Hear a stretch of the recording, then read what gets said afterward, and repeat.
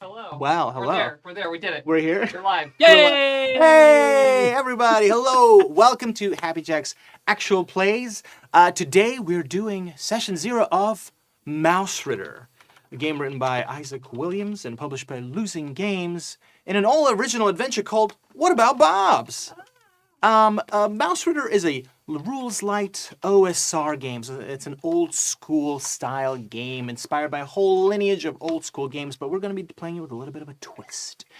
Because a lot of the world-building lore and backgrounds and details are going to be coming directly from our players. So we're doing Mausritter, but also we're adding in a lot of story game style things. Bits and bobs borrowed from Powered by the Apocalypse, Bobs. You might recognize a couple of things borrowed from Kids on Bikes, some things borrowed from Wonder Home, things borrowed from Belong Outside Belong games. So there's going to be a lot of prompt-driven question kind of games, game style mechanics that I'm going to be tossing at my brilliant players. Speaking of, let's meet the brilliant players now. Starting off with our producer extraordinaire, please introduce yourself and share your pronouns and tell us how you're feeling today. Hey everybody, I'm Joey, he, him. I am the producer who brought you that lovely 3 seconds of silence. I was just holding space for Defying Gravity. Oh, yeah. In that 3 seconds. So I'm very excited to be here and see what little guy I end up playing. Because I'm just a little guy. I know your name. That's all I've got. Yep. Hi, everyone. I'm Kai. I use he, they, and she pronouns. I am back to be a problem. That is a Bob. In the studio.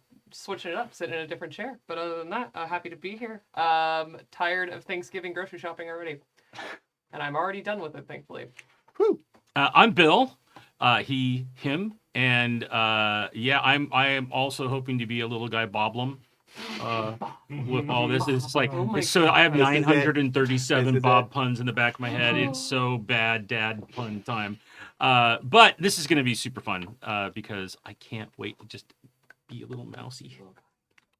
Amazing. Well, we also have with us a fourth player. For those of you who are listening, you're going to sort of feel the presence of a spirit with us as from the great beyond that is Twitch, the wonderful, great Terry Gamble she'll be communicating with us. Terry, if you could hear us, tell us what are your pronouns and a little bit about yourself and how are you feeling today, Terry? Not Ghost Bob. Come on. I'm getting something from the ether. That's the Ethernet. Oh, god damn. So we're trying something really fun. Terry is saying they, them for pronouns. But since Terry couldn't be here, we're channeling Terry through our Twitch stream. That's right. We love the Twitch stream. And Terry, you are an absolute champion. Terry's a little under the weather. So you will be hearing and seeing Terry via us. Who are the surrogates? Yeah, We're the surrogate spirit terrorists. takes Yes. Right. And also, being under the weather as a mouse is very dangerous. Raindrops are quite large. Oh my god! Get out! Nope, never gonna Run stop. for cover. Amazing. Okay, so gang, what are we going to do today? Let me take you through the plan for the evening, everybody. Part of the plan today is we're going to do a little vibe check, and so I'm actually going to give my players a prompt that they're going to mull on, kind of a little icebreaker. And while they mull on this icebreaker, I'll take us through the plan. Okay, here's the icebreaker question, and for those of you who are listening at home, consider this a question to you as well. Players, what is the smallest living creature that you've held in your hands? Let's say this month. This month? And while you think about that, I'll take us through the plan for today's sesh. So today we are going to do, we're going to discuss the concept of this game. We are then going to cover the aim of our sessions together, kind of our expectations. We're also going to cover the tone, sort of what is the rating of this game, and we're going to make sure to also talk about what safety tools we're implementing and how we're going to talk about content warnings as well. After that, we're going to build some characters, and we're going to meet said characters, and gang, this might be a kind of a very fast-tracked session 0 because we might find ourselves starting the adventure today. Oh my goodness. And then at some point, we'll finish it, we'll say goodbye, we'll go home, and then we'll see you later. And that's the plan for today. And also just want to shout out Patrick O'Leary, who came up with this cats kind of setting of ground rules in TTRPG game. CATS stands for Concept, Aim, Tone, Safety Tools. So Love thanks, that. Patrick Love it. O'Leary. I don't know how I feel about cats as a little guy and a mouse. It's a little frightening. It's so suspicious. But okay. My whiskers are tingling. Fantastic. So, listeners at home, I'm sure you had time to think about the prompt I gave to the players. So let's go around. Let's start with Bill this time. Bill, what's the smallest? And by the way, if this felt like too easy, I had an ant in my hand. Who hasn't had an ant in your hand? A creature just in your lifetime that you held that made you feel huge in comparison. All right. Well, now it's a two-parter. It's a two-parter. In the last month, I'm going to actually say we have a new kitty who's only about 6 months old, Pikio, a little tortie. And she's the world's biggest mooch. She eats about 17 times her body weight in whatever she can find. But she's very cute and very tiny, little thing. And I will say the thing that I held in my hands, living creature that made me feel huge, was the first time I held our son. Because I felt like I had to be as big as the world to protect him. Now I'm commonly just like, oh, don't you clean your room? But then, so I think that's, not to be too schmoopy. Oh. Amazing. Okay. All right. Kai. Well, the smallest thing I've held this month was probably today, as far as a living creature goes, because I have pet geckos, and they get fed live bug warning crickets. Ooh. And so I got a shipment because I get them shipped to me. Crickets, which I'm sure my mail carrier loves, just carrying around tubes of crickets. Do you think the mail carrier knows? It says live bugs on the no. outside. No. So yeah, they definitely do know that there are bugs in there. But yeah, I got a whole bunch of crickets today, so I definitely held like a cricket that was maybe a little bigger than 1/4 of an inch today, just because there were some really tiny ones in the shipment. But the bigger one, way less completely touching and wonderful as Bill's, but still kind of going back to my childhood. When I was young, I used to work at camps, like outdoor camps. And one of the pastimes when we were just running around doing nothing was looking at all the animals and stuff that were there. And there was just an unreal amount of blue-belly fence swifts that lived at this camp. What are those? They're like, they can be up to like 6 inches, but they're the like little brown lizards that are native to California. They like to sit on rocks. They have like almost no neck. They have like a very anole-shaped head. Whoa. But if you flip them over, they have blue stomachs. And Cool. I remember there was one that had gotten into, there was a barn where all the operations of this camp happened. And inside of the barn, there was a baby blue-belly fence swift that must have been an inch. And like little 13-year-old me was just like, if I sneeze, I will break this. It is so small and delicate. And it wasn't just the size of it. It was so little that it was a full like lizard in lizard colors, in a color and a style of lizard that I understood and had interacted with a lot. But it was also that it was so delicate. Like I'd had pet birds. I like animals. So I've had a lot of different strange animals in my life, but specifically this tiny baby lizard that couldn't have been more than like a couple of days old. That was small in my child hand. And I remember going, oh my God, things can live and be this small. Yeah. Wow. Amazing. Okay. Joey. I wish I had good answers like that. I am an indoor cat, so I don't experience a lot of nature, kind of by choice. But I think same with Bill. I think the smallest thing I've held in the last month has been probably our cat, who's adorable and is not very small. She's, a long, skinny girl, adorable. We love her. And living thing I would have held that would have made me feel big. I think we had a class pet that was a mouse at some point in elementary school.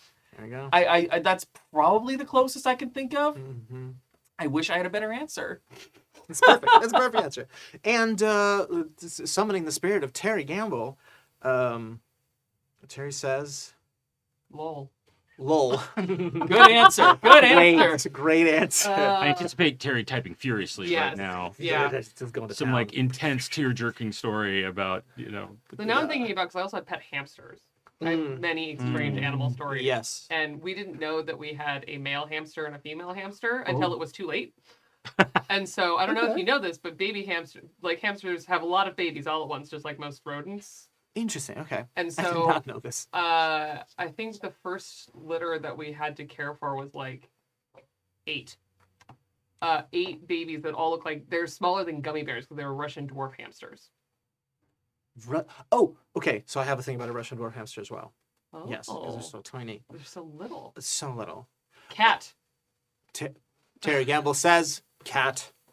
The smallest thing. And it's true. We saw a picture of Terry with their cat. So I'll hop off of Oh, tiny kitties with eyes not I love open. tiny Oh, baby Terry. kitties without their eyes open yet. They're so soft and squishy and baby. Oh my With god. their ears on the sides of their little head. Yeah. Oh, Oh, Terry says they fostered. you're so Yeah. strong, Terry. Ugh, thank you. Right. The I don't world, have that in me. the I've world done it. is- It's so hard. the world needs more I would just animal own foster them. parents and human foster parents. Tiny. Well, thank you, Terry. I will share that. So I have like a cute one. I'm also gonna do a little twist, but also have a slightly sad one. But the one that made me feel huge was actually I had this Russian dwarf hamster called Bilbo in high school. Terry, your answers were perfect. So I had this Russian dwarf hamster called Bilbo, who absolutely hated having me try to pick him up. Oh, yeah. He's bitten me so many times, like tiny little needles in my fingers. Yeah. And then one time I held him was when Bilbo passed away. Mm-hmm. And it was a similar thing to what you were saying, Kai. It's just like having this thing, you're like, oh, things can be this small and live, but also die. And that was kind of sad. Yeah. And we buried him Yeah. behind our house. Yeah. But the other twist is that kind of a big inspiration for this game is our perfect, super incredible, perfect baby boy, our terrier Chihuahua doggy. No, baby. Black and white. His name is Moshe. That is the Yiddish name for Moses. That is very wise. He's our indoor rabbi. And he's hardy, packed, dense, 8.5 pounds. Oh, God. And the reason Moshe has been such a big inspiration is that Moshe is so small, but to me, huge. Because I'm constantly face to face nuzzling him. Yeah. And I just started thinking so much about like, what's the world like for Moshe to go from being on the floor, scurrying under things, and then just picked up what might be like miles up into the air to be then mushed by a giant.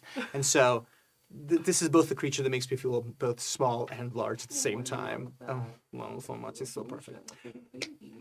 Gang, great answers all around. Fantastic. Well, we're kind of setting the vibe here. And going off of this answer, listeners and viewers at home, I want all my players and all of you listeners at home, if you're driving right now, pull over and do this. Okay? I want you to hold your hands in front of you, palms up. Look in your palms. Okay? You are going to be playing characters that your entire party could fit into the palms of your hands. How small they are. I mean, think about how small a mouse is next to a D20. You know, what a mouse looks like next to a Post-it. You know, if a mouse was scurrying along this table, how varied the terrain. You know, that's how small, how precious these creatures are.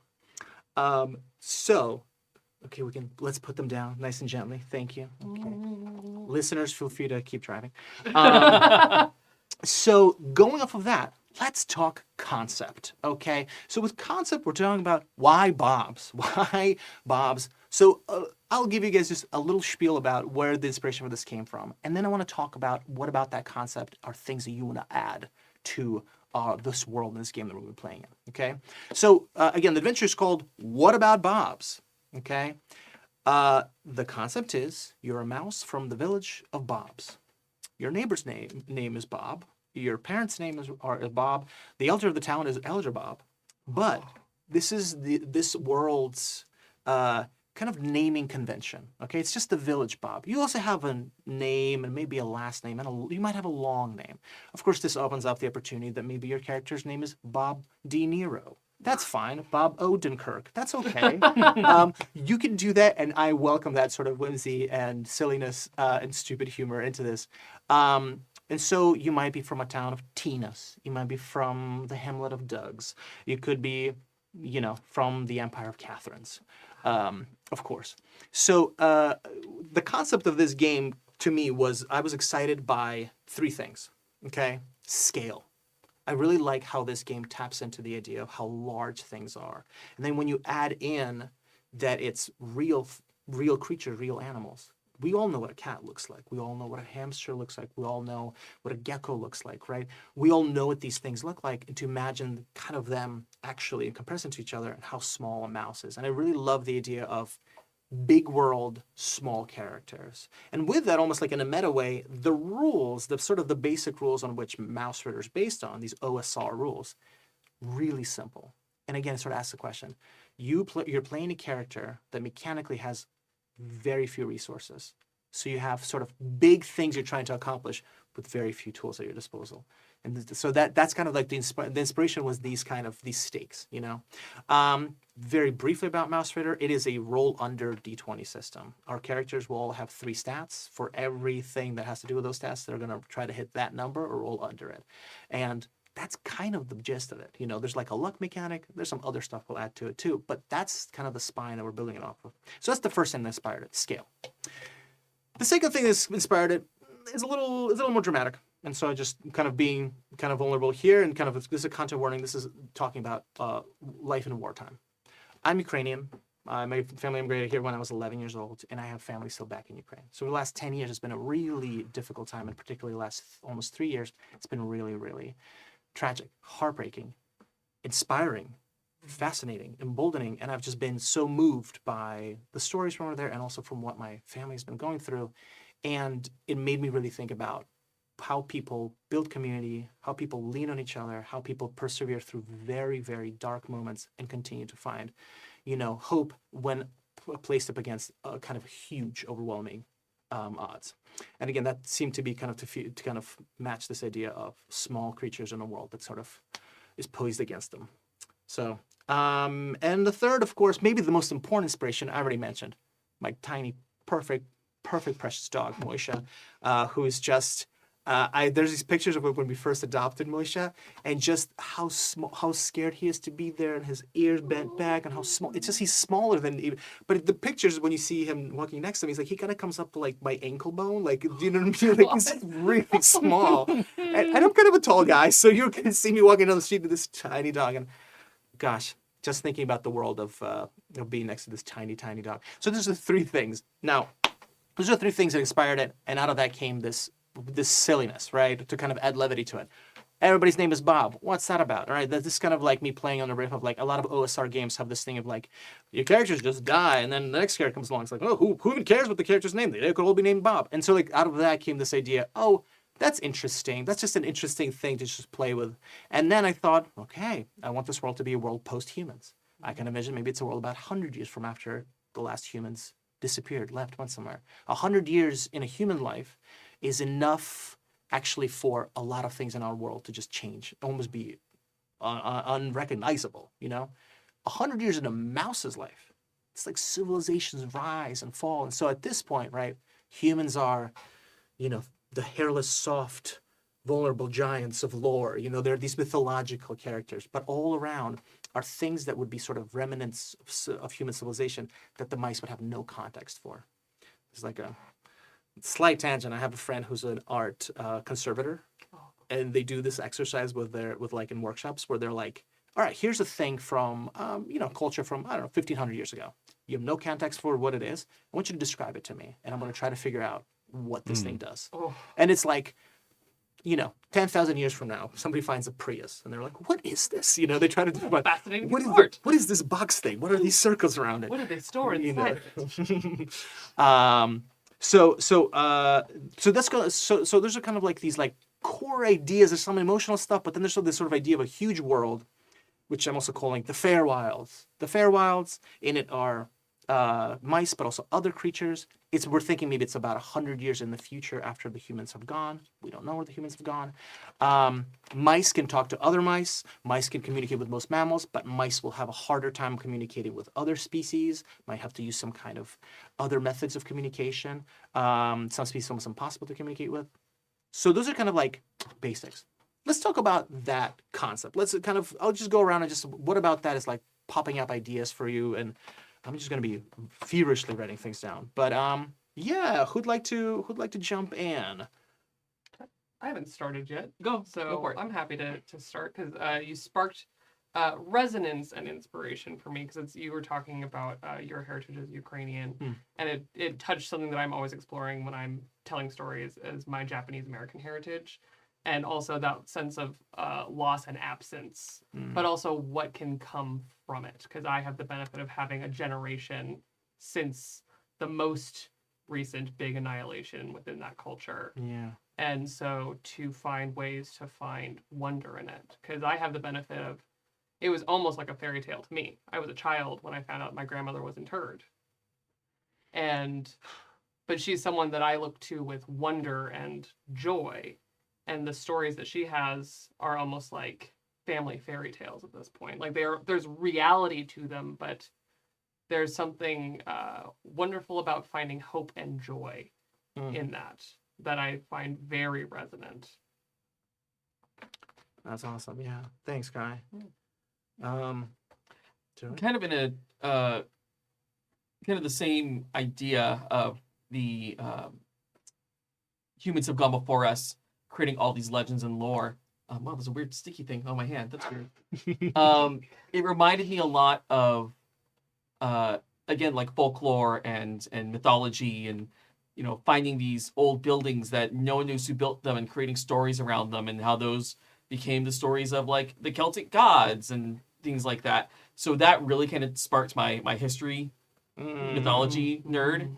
So I'm very, very excited about that. But also any kind of time we can work with found family and found community always hits a resonating point for me. Yeah. Awesome. Terry, we're gonna get to you in a moment, so start thinking about your responses. Just give me a heads up. But in the meantime, Bill. Yeah, one thing Thanks, that Joey. came up that maybe interweaves in some of this is, but that idea of finding things that you don't know what they are. They obviously were something, and what importance you do or don't place on them based on what they can do for you or how you use them, right? So it could have been something that was incredibly important to the soft, quiet, gentle, like hairless creatures, right?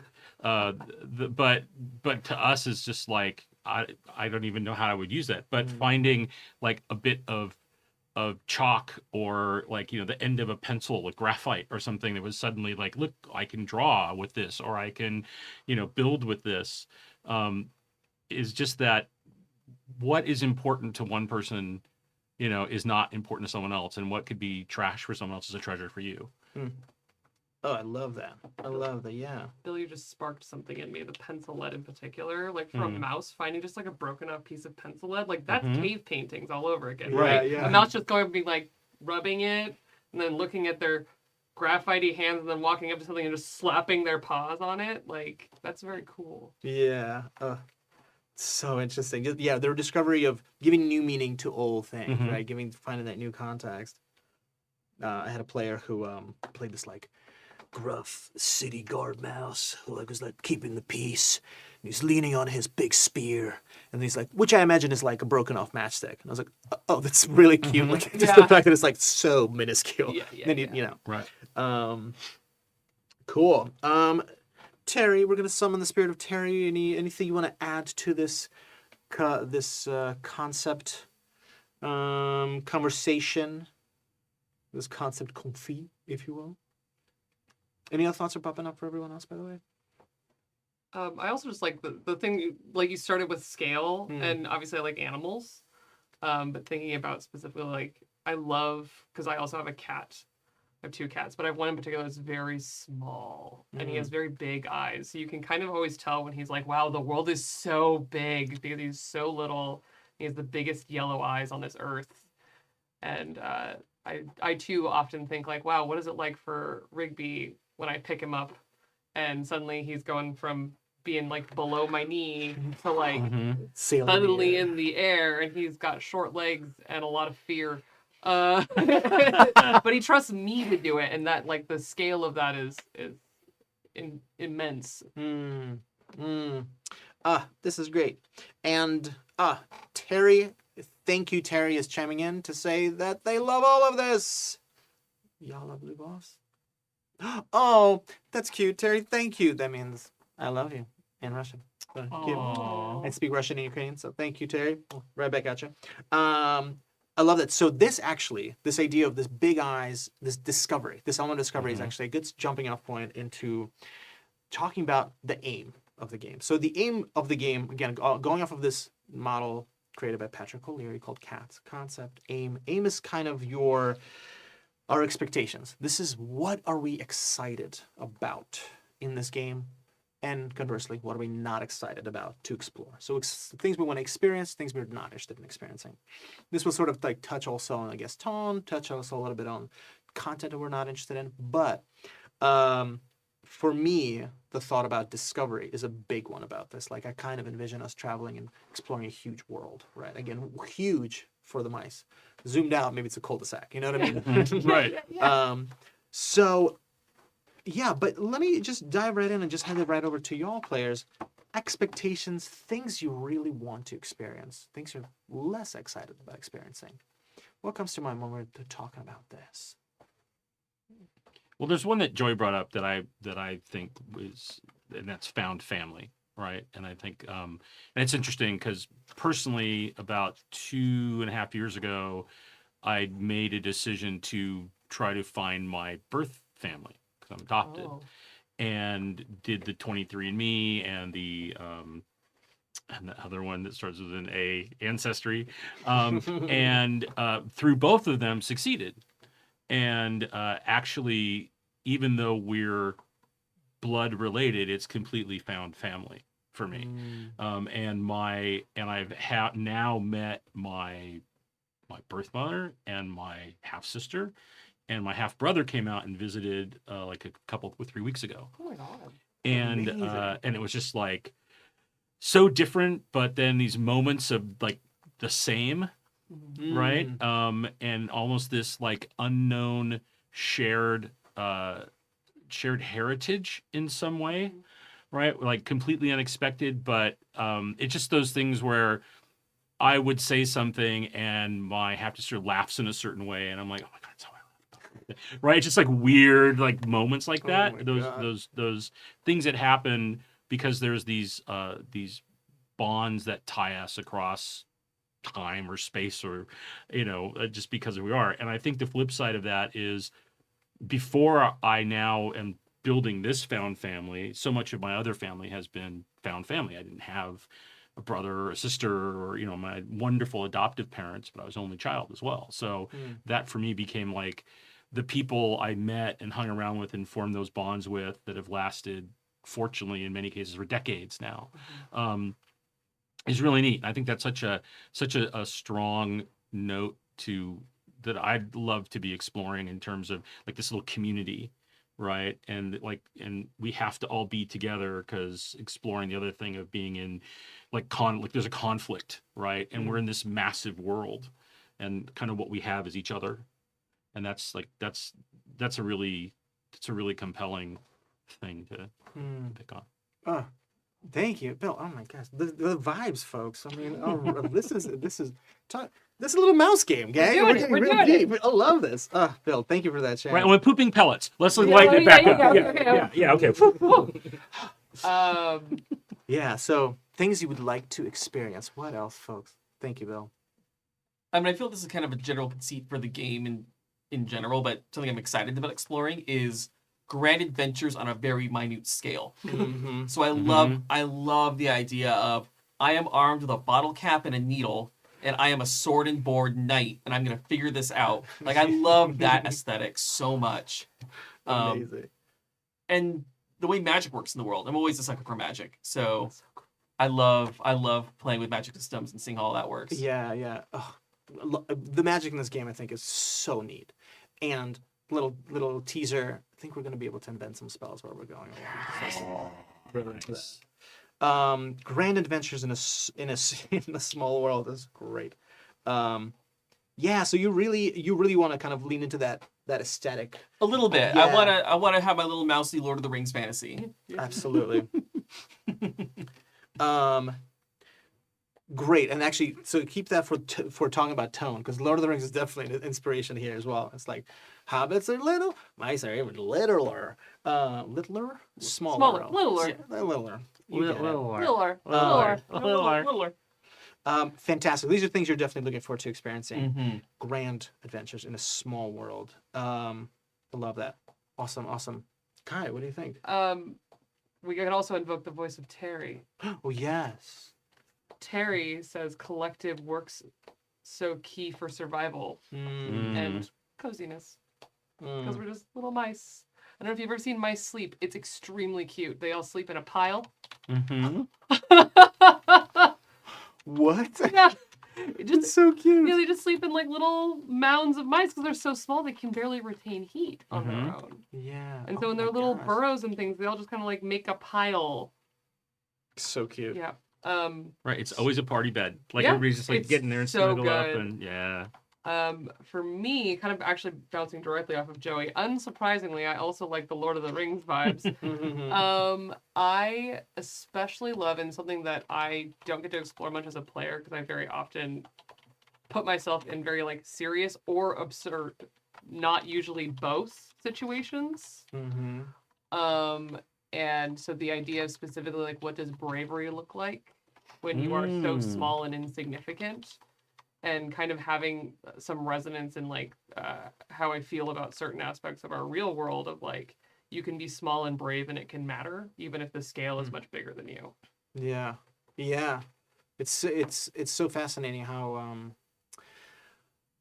like I feel like some very communal acts can actually be strangely very very powerful and brave. You know, like my wife and I talk about like having difficult conversations with someone over text message versus having them in person. Yeah. Right? Especially about something that is triggering for both of you and what happens when you just humanize it and have it kind of in person.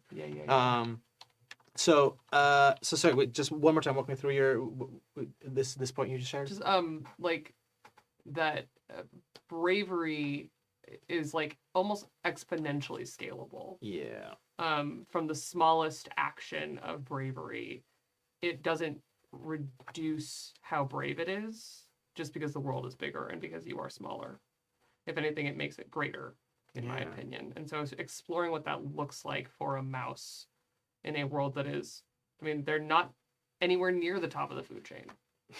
So there are very few things in the forest that are smaller than a mouse. And the idea that like kind of going into your like communal action, but also like the size of your community, that could be your whole world, and that could be you could be affecting the whole world because your world is just one den of mice. Yeah.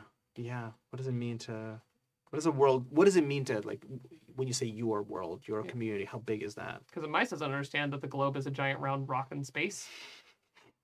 If it does, I mean, we should be exalting that mouse, but that mouse has seen Cthulhu is what I'm hearing. that mouse has seen everything. Mouthulu. And Terry's adding empathy equals bravery. Yeah, huge up for that. And existing is brave. And existing is And brave. kindness is brave. Yeah. Kindness Like, is very, yeah. You're so Work. right, Terry. Oh, Terry. They came in here like, yeah.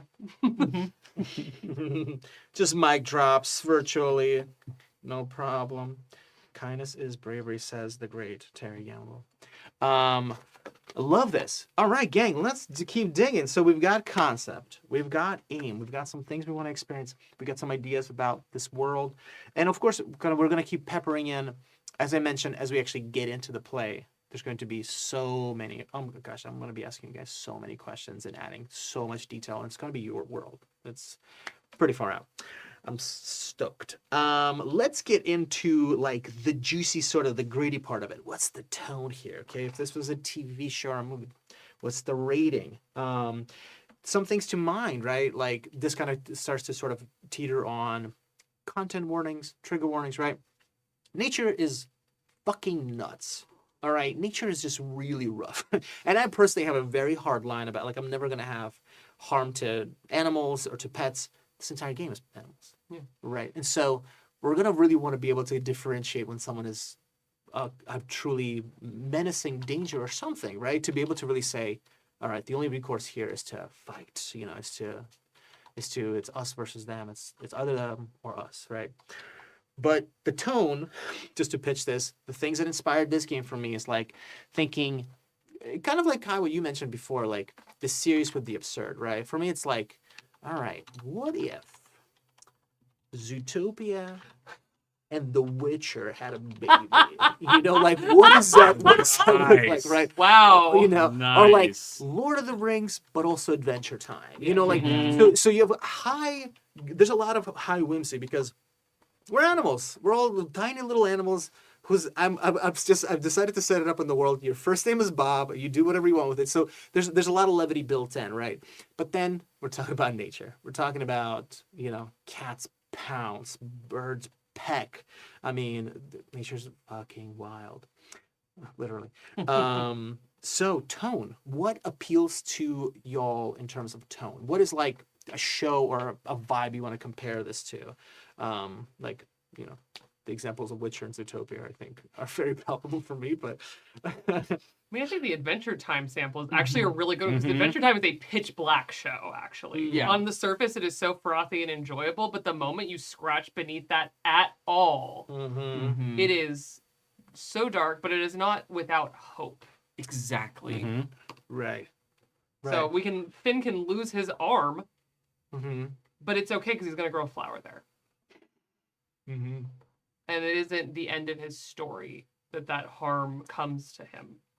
And even if it were the end of his story, there would be more story after because, I mean, he's the main character. But in this case, it's also just like tonally, it's that idea that there is hope for that to mean something. Mm. So I'm gonna bring up a show that I'm hoping everybody's seen. Okay. That interestingly, in talking about tone and that mix of like humor and horror, basically, Mm. right? That we have attempted to start watching numerous times over the last 2 or 3 years with Dashel, right? But now that he's 8, he's really digging it. When he was younger, we get a little too intense, and it's called Hilda. Oh, I love Oh, Hilda. Oh, my Hilda. God, And it's so good. It's so good, and there's like these just incredibly cute, fun, adorable moments, right?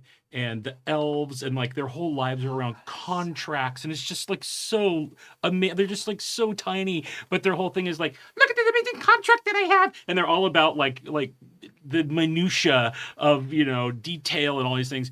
But then but yet there's this like very dark like Weissen Mhm. energy to it that's Mhm. always in the background. And I really love the way how that show goes back and forth between those things. And yeah, and if viewers, listeners, if you've never seen Hilda, it's on Netflix. Go check it out. It's amazing. It's an amazing show. I'm adding it to my list. Hell yeah, I haven't seen same. it yet. So good. Just to get caught up, Terry Gamble, the one and only, has said that Steven Universe is a bit of an inspiration, and that if we bring it up, Terry threatens to sing with Joey. And we welcome these threats. Please do it. Oh, I love Steven Universe. Amazing. Love that. Steven Universe, Hilda, Adventure Time. We might have to have some campfire songs we start doing. Don't tempt me. Uh-oh. Some campfire songs. Uh-oh. Bill, there is. I might have to write something. Oh, which no. It's been a lot of while. This is good. But Bill listen. can write music.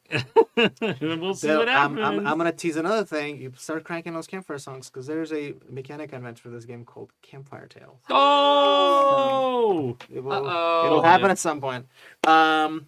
Joey. Oh, yeah. So a lot of my Tone. favorites have already been mentioned, which is great. So I'm glad that they're getting represented here.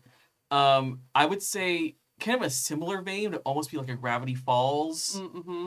Anything where it's kind of lighthearted, again, kind of like a good saying, lighthearted on the surface, but when you get into the lore of what's going on, there is some serious lore building happening that is so tasty and so like you want to sink your teeth into it and just really dive in. And even though it's scary and bizarre and absolutely bonkers, it's so satisfying. I'm a lore junkie, so I love lore. I love lore. You're right. So that would be like my general vibe. Is that kind of again like an Adventure Time, a Gravity Falls, a Steven Universe, but Lord of the Rings flavored. Yeah. Love that. Love that. I have another one that's a very left field one Please. that I'm constantly thinking about in every aspect of my life. Wow. These are all nice and tonal and things that you could show someone who is under the age of 15. And then I'm going to go the other direction and say I also love the raw need to survive and the question of what does it cost to survive of Snowpiercer. Oh, yeah. Yeah. My graduate design thesis was Snowpiercer. I'm obsessed with that movie. wow. It's so good. But it's specifically like the thing that calls it to mind is that like one of the things that all of the cartoons we've talked about have in common, and like a lot of the other touchstones is that there's either been a cataclysmic event, either like something small like Hilda literally moved to a place. Yeah. But then, like, all the other ones, like, fully Adventure Time is a post-apocalyptic story. And, like, there's a lot of stories that draw on that, but specifically, I think the best epitome of, like, that, like, what do you do to survive after the world has ended? And if you're a little mouse, like, what does it cost to survive in a world where your world didn't end, but someone's did around you? And you're always in a place where you are, if you've seen Snowpiercer, you are bored at the back of the train. You are small and you deal with whatever people give you without killing you. Totally, completely different. Love that. Love it. Well, have you read the graphic novel? I have. Yeah, I'm It's sure you very have. good. It's like very French and very bleak. It's is from what deeply I see. French and very dated, but you know what? I really liked it. Right. Amazing. Can someone catch me up on the great lore of the one and only Terry Gamble? What have they said in the chat? Let's see. Nothing since Steven Universe. They're right. I'm gonna throw one more out Okay. just because, which is Kipo and the Age of Wonder Beasts. Oh yeah. Because that is like Oh, so good. like just banana crazies at times, but is also super dark, right? And it does such a good job of mixing those two things. And so many of the characters they interact with and the creatures are animals as well, right? Like there's that whole like crazy like the frog, these frog guys, right? There's like, it's like this mutation stuff, and so there's a lot of weird uplifting that happens, but it's so good. I realized I figured it out what I was trying to think of. Gravity Falls is a good example. What I was really going for before I went to my plan which Gravity Falls was Over the Garden Wall. Oh yeah, yes, of okay. course. Oh, there, yeah. That's what I was trying to say, and then I'd be remiss if you brought up Kipo and I didn't then also say like Spirited Away. Yes, Oh. yeah. And also specifically like drawing on like Kipo and Spirited Away draw from Shinto and then like there's a lot of creatures in Shinto that you're like, oh, that seems so sweet and wonderful. And then the moment, again, just like all these other things, like I'm obsessed with the kappa, who are like little demon spirits that look like turtle people. They're very strange looking. You've definitely seen artwork of them in like all kinds. They show up in all kinds of weird places in Japanese art, but they are like mischievous little demon spirits. Yeah. And there's a lot of that stuff that I feel like is in Kipo and Spirited Away and all that stuff, where it's like these are creepy and they do things that aren't necessarily what we would consider like morally good, and they're scary. But in that like almost wonderful way, like Kipo I think does a really good job of making it wonderful as well. Yeah. It's wondrous, right? Like kind of how do these creatures come to be, right? Yeah. Also, Terry Gamble says that they love Snowpiercer and they love The Garden Wall. Yes. I did actually. This just brought up something for me too, Kai. Is I'm really fascinated with folklore, and there's some really weird Ukrainian folklore. Also, recently I was catching up with some Yiddish folklore. I realized that the famous Dungeons and Dragons baddie, the Red Caps, are like a composite of a couple of different. I think there's like a Celtic redcap kind of like creature. There's like a Nordic one.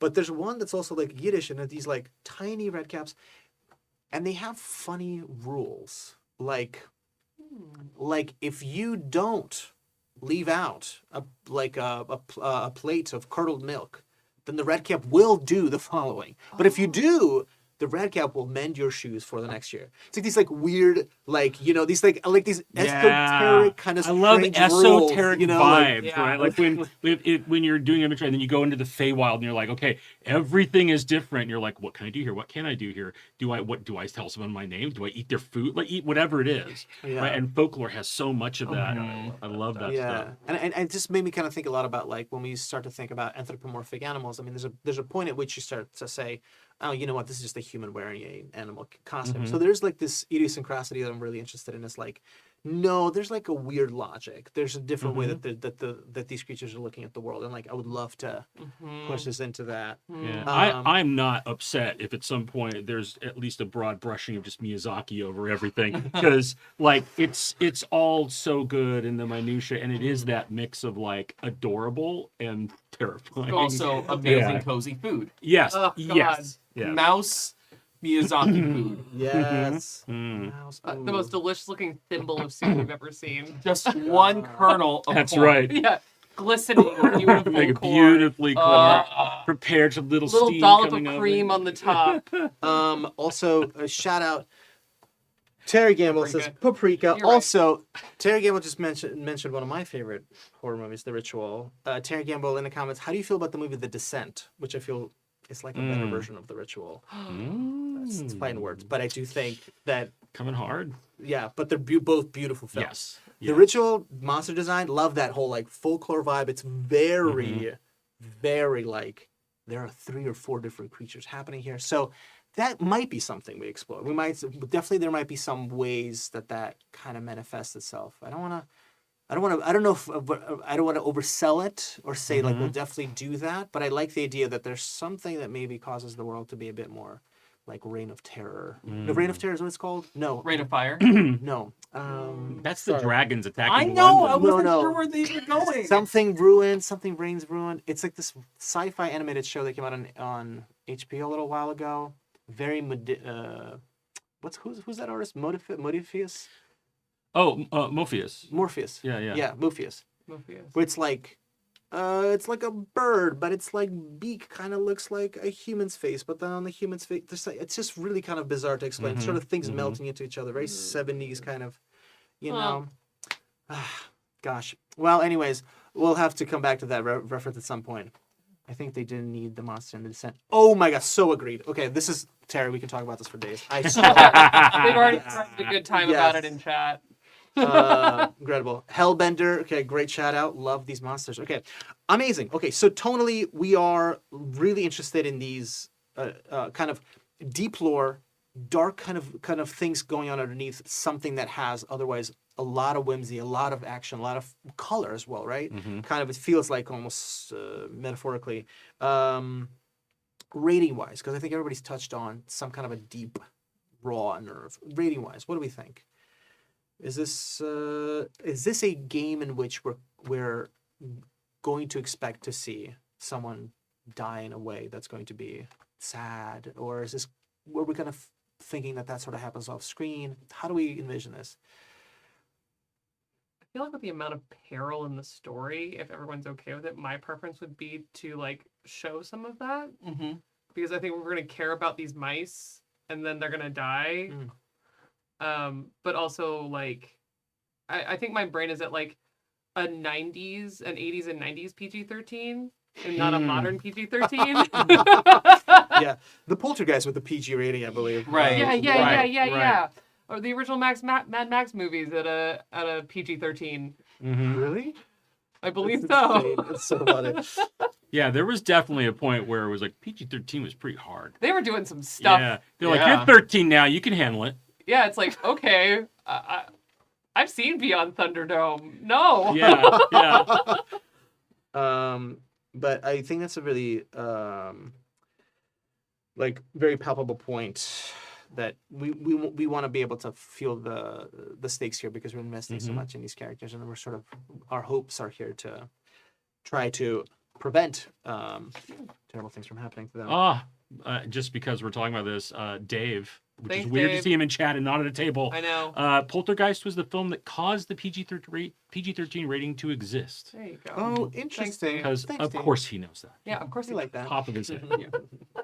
And for reference, I just double checked it. Watership Down is technically PG. Yeah. And that's Yeah. a lot. Yeah. She's Yeah. a lot. Yeah, she's nuts. Yeah. listen. Nuts. Someone recommended me reading that book when I was not okay with animal death yet. And I was like, I started, I was like, actually, no. Love it, gang. Stellar job so far. Great contributions. I'm loving this. This is fantastic. Oh, so psyched. Okay, so let's move on to just logistically things we need to be able to have at our disposal to keep a safe game, to make sure that we're all kind of happy. So for the live streams, for all the actual plays, we have a Lines and Veils document that all of the players have shared with me, and we're going to be adding things to it, and as things evolve, people always kind of find new things, and how they feel about things changes, and as that shifts, if there's anything that ever comes up, we are going to use the X card. I'm sure everybody's familiar with it, but just in my opinion, the X card I think is a lovely tool, because it isn't necessarily something that's like, everything has gone to shit. It's just an opportunity for somebody to just check in and say, hey, this isn't really hitting, and this is not actually kind of something that I'm happy with right now, and we just move on, and it just keeps us all kind of aware of each other. With that being said, I find it sometimes valuable to just have certain things voiced out loud as well. So with this game, we have animals, we have insects. There's things that could cause visceral reactions. If you don't mind just sharing, are there anything in terms of nature of it all? Things with bugs on skin, animal fur, this and that. Is there anything that comes up in that sense? Only that kind of comes to mind, and it's not usually an issue when I've experienced it in games, but if we get super detaily on a spider situation, that can get a little, like, I can push through. It's not a big thing, but I can work with it. But as long as you don't get super, like, into the fiddly bits and the sharp teeth and the, yeah. Shalom over there, not Shalom over here. Yes. Thanks for my parents showing me arachnophobia when I was 4. No. It'll do that. Oh my god. It's the reason why I'm scared of gardeners. Because I saw Nightmare on Elm Street too earlier. No, I'm just kidding. Sorry, I didn't mean to make light of that at all. No, Thank you you're for saying good. that. Anything else that comes up like that? Also, just in general, bro strikes. There's things that are not going to be in this game. There's not going to be any kind of bigotry. That's absolutely out. There's not going to be any sexual violence. That's also out. This is not what this game or this story I think that is going to explore. No harm to children. You know, even the bad animals have kids, and those kids are not going to be hurt. Other than that, anything anybody wants to just sort of shout out? I always feel like saying these things out loud makes them sort of feel real and present in the room. I really like peril. Not as into like explicit torture things, right? Which feels like it should go without saying, but I have found myself accidentally in a situation where, like, we're gonna interrogate this guy. Oh, okay. And here's what I'm gonna do. And you're like, no, no. I could not. I get it. You interrogate. It's a hard interrogate. Okay, that's fine, right? You know, but I would not anticipate anybody at this table going into that. But if we're putting stuff out there explicitly, I'll do that. Thank you. I really appreciate it. Okay, so gang, in terms of so we have the X card. There's a button that lights up in our room, and so we can just kind of move through it. Science. Do it. Yep, it works, everyone. Okay, great. Also, something I wanted to kind of introduce to the table as an offering. This is something that one of my lovely tables came up with. We're playing Rime of the Frost Maiden, and people just, and we were doing it kind of as like a film noir. You know, they're trying to track down a serial killer. You know? Right, and then so right. they're like, "What's happening?" So they just kept doing these, like, "All right, here's a cork board. Okay, here's our different. We know what this guy said, but this orc, we gotta interrogate this orc. But this gnome, I'm not sure about this." You know, everybody had these like different like leads.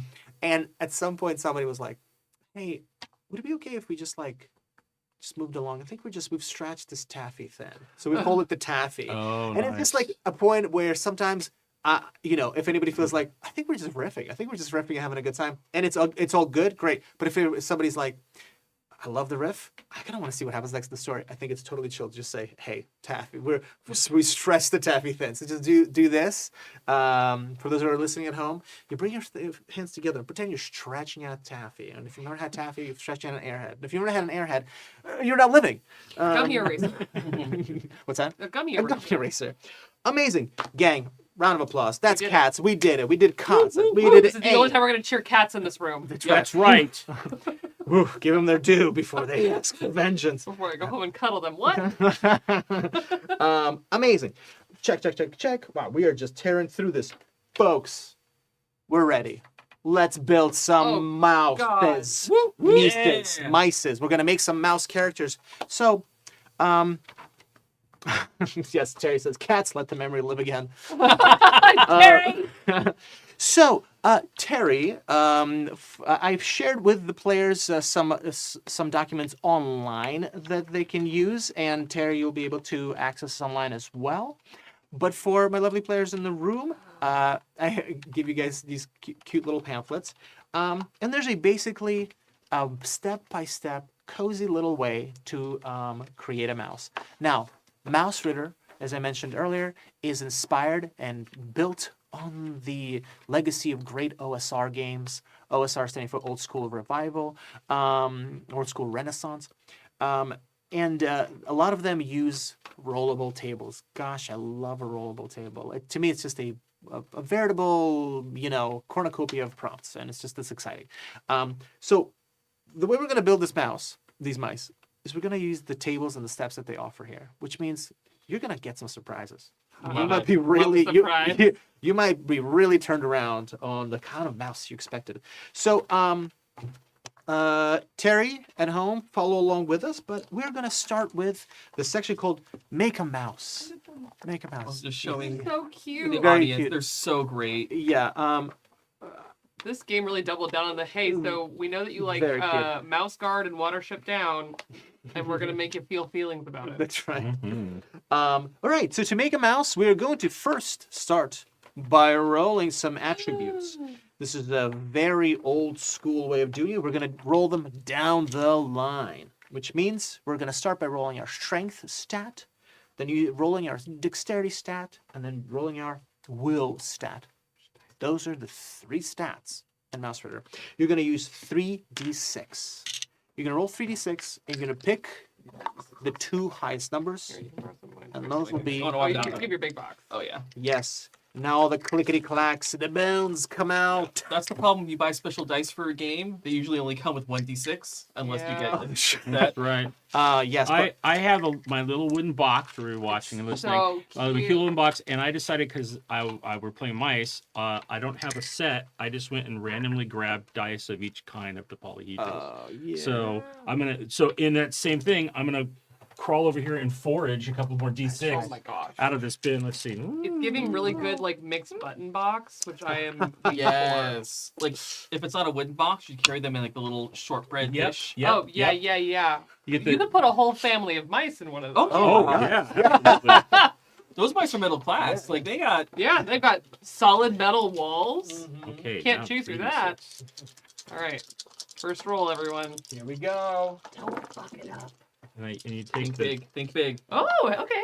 and you take Oh, the we're doing good. 2, Oh, hey. roll 3, All right, keep 2. strong mice. Yeah. 3, keep 2. I got Alright. a 3 and a 3 and a 3. I'm gonna keep 2 3s. I got 2 6s and a 4. Let's No. go. Okay, Oh, those nice. dams are high.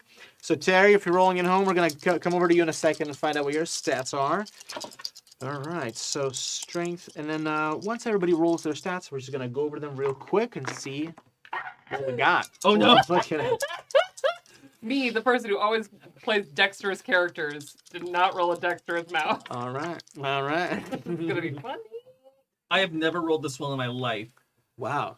Don't Okay. say it out loud. You'll ruin Coming it. into your own. You did roll very well. I did I had to say something. Joey, we're very proud of you. We did it, guys. Woo! First roll with a new set of dice. Yay! Love them. All right. So has everybody gotten their stats? Yes. Lovely. So you can feel free to switch two of those around. So if, like, let's say, Kai, you did want to have a dexterity mouse, you could switch it. I might do that. So you get to flip just two stats. Yeah. I'm gonna guess that will is gonna involve magic use, That's right. Yeah. Okay. Will is something that ends up getting used when casting magic. and we're gonna swap that and the strength. And in this game, by the way, everybody can cast magic. Everybody can use different types of weapons. I think for fun, I'm gonna challenge myself to be a not dexterous mouse. I love this. I love this choice. And it kills this mouse?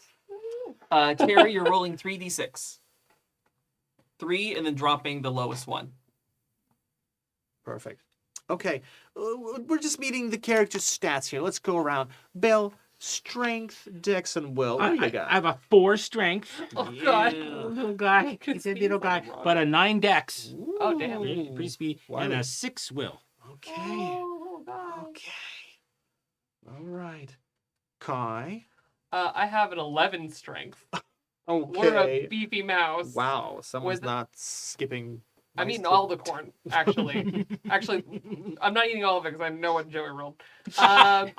I got a 5 in dex. Okay. A little bit of a rolly mouse, I think. And an 8 in will. Love that. So you said 10, 5, and 8? 11. 11. Whoa. 5 and Pardon 8. me. Excuse me. Okay, 11, 5, and 8. Love it. Love it.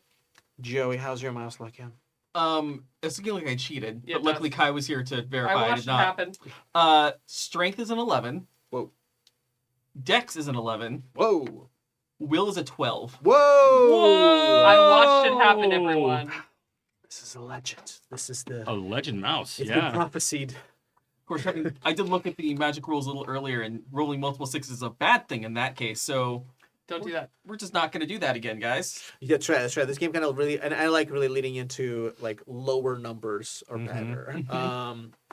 Okay, so Terry, whenever you're ready, share strength 10, Oh, dexterity dang. 9, will 10. That's Let's a capable go. mouse, Terry.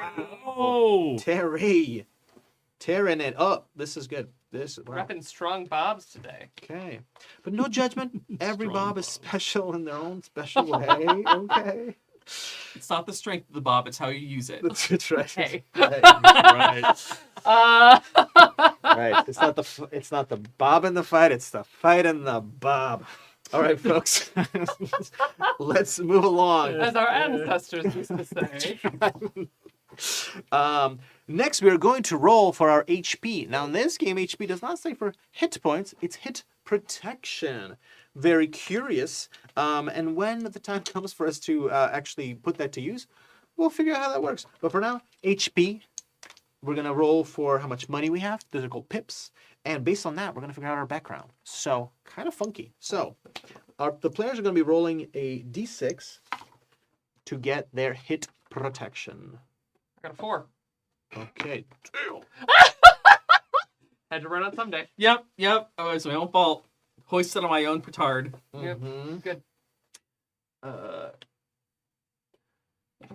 Yikes. Pips. Roll the other one. And then, Alright. and then you roll a d6 for 1d6 for pips. Then you Alright, roll there we go, 1d6 for pips. That's going to be your starting currency. Oh, that's wrong. Pips. What are pips, you might say? Well, I guess that's something we'll have to figure out. What is this currency look like? What are they actually trading? But it's the common currency in the Fairwilds. Asking for a friend, is there any way eventually to raise your HP? Yes. Okay. Yes. Mice do level up, and they do get more HP as things move on. I did really well. Okay, so how did Bill do with HP and pips? 1. Okay. Oh my God, Bill. And how about your pips? 1. Bill! Billiam! No! Yep. I love a low That's- roll, everyone. That's how the cheese crumbles sometimes. Oh no. Joey, how did you do in your HP? HP is 1, Okay. but Pips is 5. Whoa. Okay. Big money. Kai. I got a 4 for my hit protection Damn.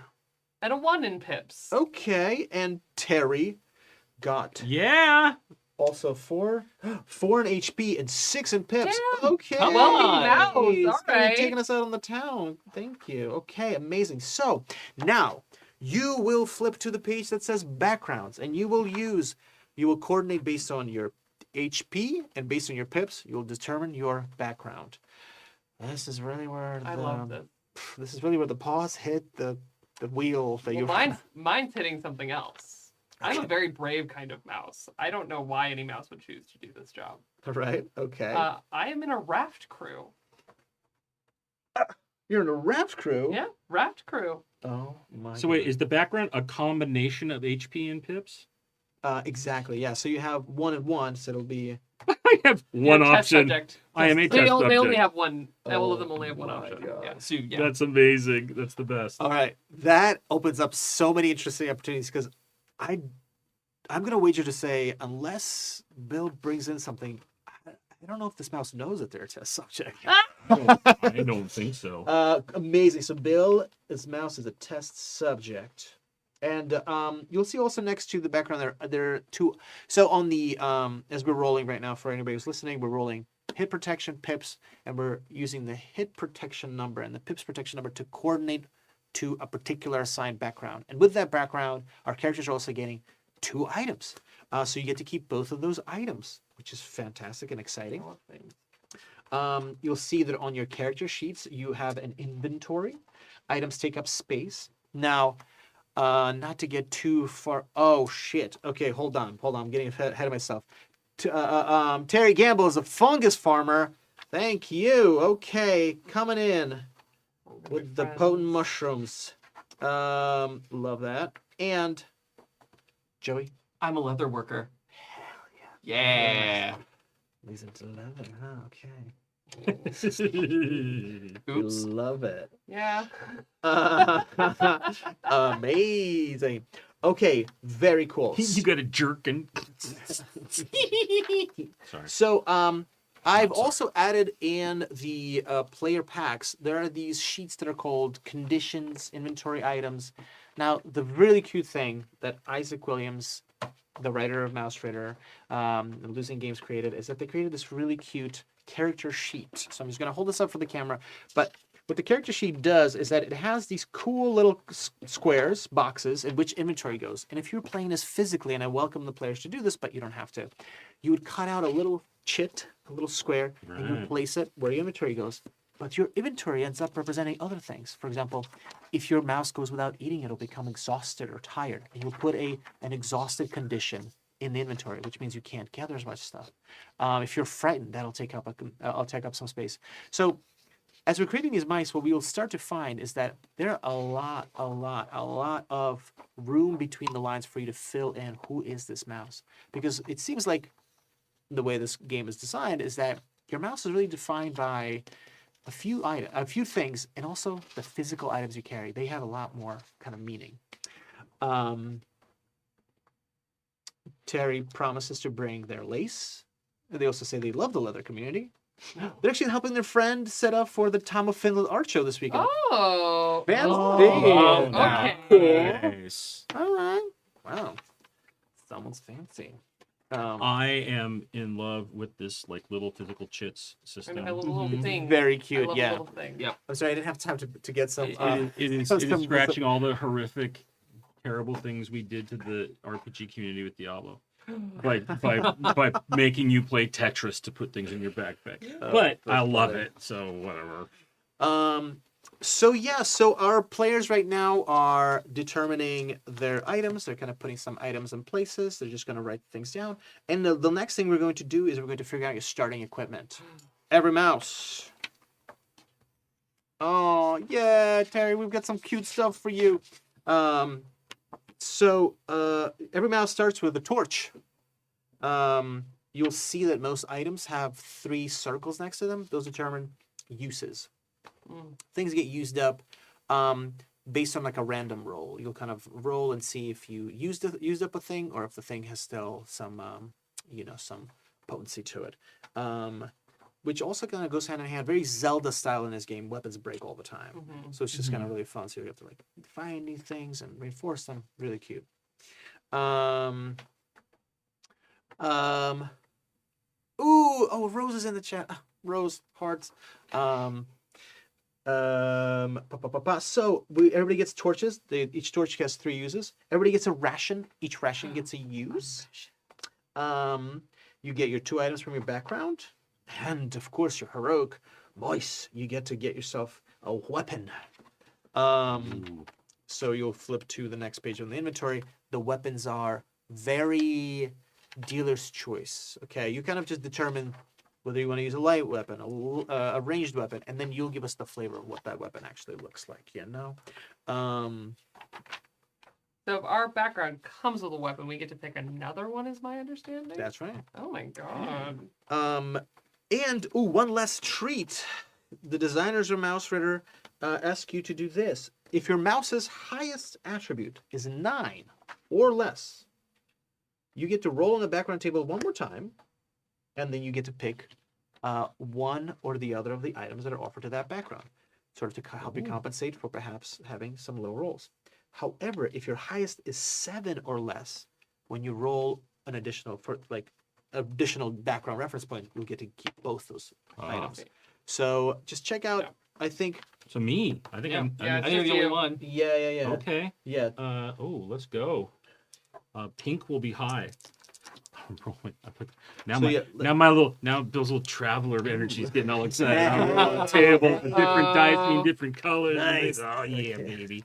I rolled an 11, Okay. So it's which is my base thing. Oh, it Which is. is test subject. Oh, you rolled 1-1 again? Yeah. I rolled like an 85 ones at this point. I'm gonna allow you to re-roll that. Okay. I think it's totally fair, unless you're like, I'm gonna double down on this. I don't know. I have multiple lead coats. So That's weird. yeah. So it wouldn't be that you're adding additional background. You're just adding items from that background. Right. But you can feel free to re-roll. I think it's totally okay. How do spells work? Because I start with a spell. Great question. oh. We're gonna get to that in a moment. Like, does it benefit me to double down on the same spell? It's definitely not a bad thing. Okay, So you then, can, So yeah. I'm gonna basically take magic missile times 2. That's whatever that is. However he got that as part So of you his. have- I didn't know I was a test So, subject background, which I really really liked the idea. Yeah. The thing that this game proposes is that magic is like imbued in items. So a talisman, some kind of an artifact, or like a tablet, with like a rune inscribed on it. It's got this magic on it. And anybody can cast magic. You just interact with it. And there's in your packets there's a part that kind of teaches you how to use magic. But essentially you roll 2d6. And 1d6 will sort of determine the power of the spell, and the other d6 will determine sort of like the cumulative effect, whether how many targets it hits, or how long the spell lasts, etc. That kind of thing. And then, if any of the numbers you roll come up a 4, 5, or 6, that means that spell was used up, a step.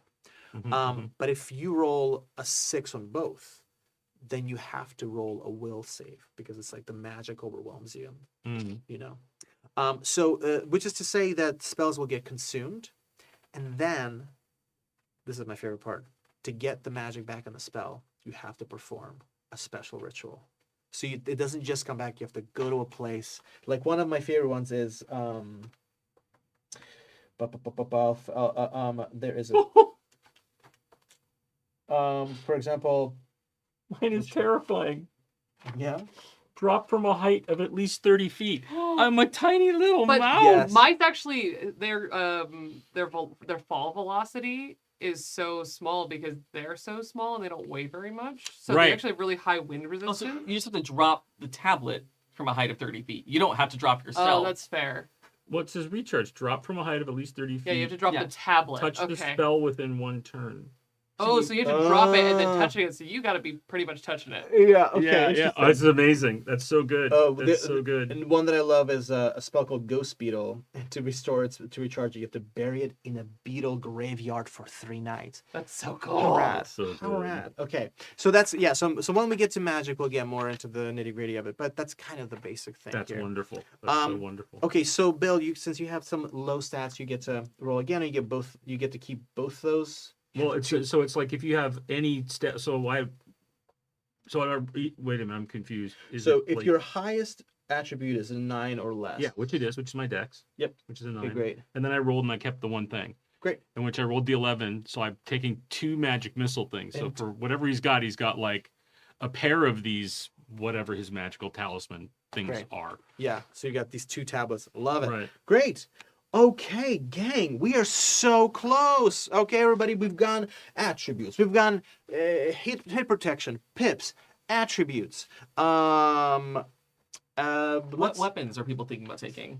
yeah. I'm And gonna take also, the hook. let's check in with our wonderful Terry Gamble. Terry, tell us a little about this. Oh yeah. Terry's telling you, Bill, that you need dice.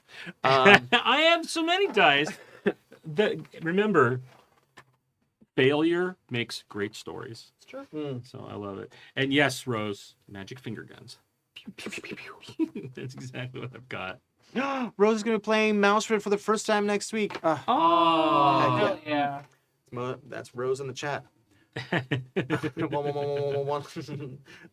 Amazing. So, well, just to share for Terry's cool character of a fungus farmer, Terry's got some dried mushrooms as rations, and Terry's rocking a spore mask. Terry, Nice. it's going to be up to you to figure out what is a spore mask and what it does. Dealer's choice. Okay, cool. So we've got our attributes, we got our HP, pips, and backgrounds. We got some starting equipment. We're thinking about weapons. Oh, yes, Terry. The Last of Us is very much a fungus mask vibe. Yes. I think weapons-wise, I might, because I get a jerkin and shield as being a leatherworker. So I might just go sword and board, Hell yeah. which is always super Yes. fun. We love a sword and board. This is the Hell the yeah. fantasy. I know. I'm super stoked. So we're gonna go with a medium sword, which I'll figure out what that looks like. Cool. Yeah. Perfect. A medium just means it's you can get to use it with one hand or 2 hands. Perfect. Kai, what's your vibe? What are you feeling? I'm gonna do like, if this mouse is brave enough and I think buoyant enough Okay. to be a raft person, Yes. I think that they like fish things out of the water and things like that. So not only do they come with a hammer Okay. as part of their background, which is a medium weapon on its own, then I'm also going to take the hook arm, which is a heavy weapon. And it's literally like, I think a fish hook like lashed onto a twig. Fantastic. And we have an ocean faring mouse, but instead of ocean, it's like a puddle probably. That's right. Yeah. You can see clear to the horizon. When I was a boy. That was yesterday. Incredible. Bill, what are you feeling like? I'm going to take light ranged. I'm going to have a sling. Yeah. And I think to go with like kind of the whole vibe, what it feels like is he's got this like little bag of rocks and he's flinging those rocks, and sometimes those rocks glow and they're magic rocks, which is him using magic missile. Oh, yeah. Right. So, but everything manifests through the little sling. So Love it. he's always like hunting for like the perfect little pebbles. He's always have. slinging. Oh, it's great. That's like, Right. Like he's got to find the right ones. So yeah. Oh, this doesn't have the right heft. That's Oh, right, This yeah. one's gonna do well. I love that. Terry, any thoughts for you about what kind of weapons, defensive, offensive? Well, Terry ruminates. Oh, and for defensive, I came with it says I have a lead coat. I have heavy Awesome. armor, so I think he's got like whatever. I have to figure out what that really is, but Yeah. he's got some, like maybe almost some from like whatever the test subject thing is. Probably something that someone made at some point. That's like some actual mouse-sized, like former, like really fancy Ken, like outfit or something, right? my God, that's so but funny. it's got. It's really heavy for him. But Oh, amazing. that's really fun. And Terry says that they're probably going to use an improvised weapon. Love it. I think it Awesome. will. Mushroom. Yeah. I think it'll rely on poisoning people with shrooms. Yeah, there it Terry is. will love this. You got spored. Okay, folks, so take a moment to add your items into your inventory just to make sure you still have space and all that stuff. These mice can only carry so much, so they fill up quickly. I'm assuming I've got something in my background items. It's just like wooden spikes. I'm sure that's just like a random single square inventory piece. Yeah, yeah, and again, I love that there's no real description of what they are. So it's also up to you to kind of like tell me what you want to What do. do you want to with use? it. Because there's some like blank. Yeah, I got some blank stuff. Because my hammer is also one of those. Because they also have shears that are Ooh, not. oh, because you're a specified on leatherworker, here. right? Yeah. Let's go. Oh yeah. Look at us craftspeople. Yes. Here I am again at Happy Jack's RPG making boats. This is actually my whole career. Always be making boats. You all saw it here. I rolled it. I did not choose to be a boat maker. And yet here we are, and I love boats, so this works out well. Yes. And I actually know how to make a raft from scratch. In real life? Yeah. Really? I used to work at camps. I can lash you a table. I can make you Incredible. a tent. I recently rewatched the movie Castaway, and I felt like I learned a lot about how to make Yeah, it. I mean, they do a good job with it. A raft. Okay, incredible. So, gang, we're going to add some final details to really give our mice some life. So, we're going to now figure out your birth sign. Really cool. Your coat and your physical details. So, on a make a mouse section of your little packet, you'll find there's a rollable table for your birth sign, coat, which breaks down into color and pattern, and your physical detail, which is a D66 table. And then, optionally, you can roll to determine your name. Remember, your prefix is Bob. Yeah. Or you can come up with the name of your own. So take a second. Yeah. Folks who are listening, we've got a lot of serious, focused faces, a lot of smiles. People are digging it. People are feeling the vibes. Gosh, they just want to be little mice so bad. I tried. Terry's shouting out the summer camp alums. Kai, Terry, both. Yeah. Camp peeps. Camp kids. Camp kids. Ooh, very good, very good.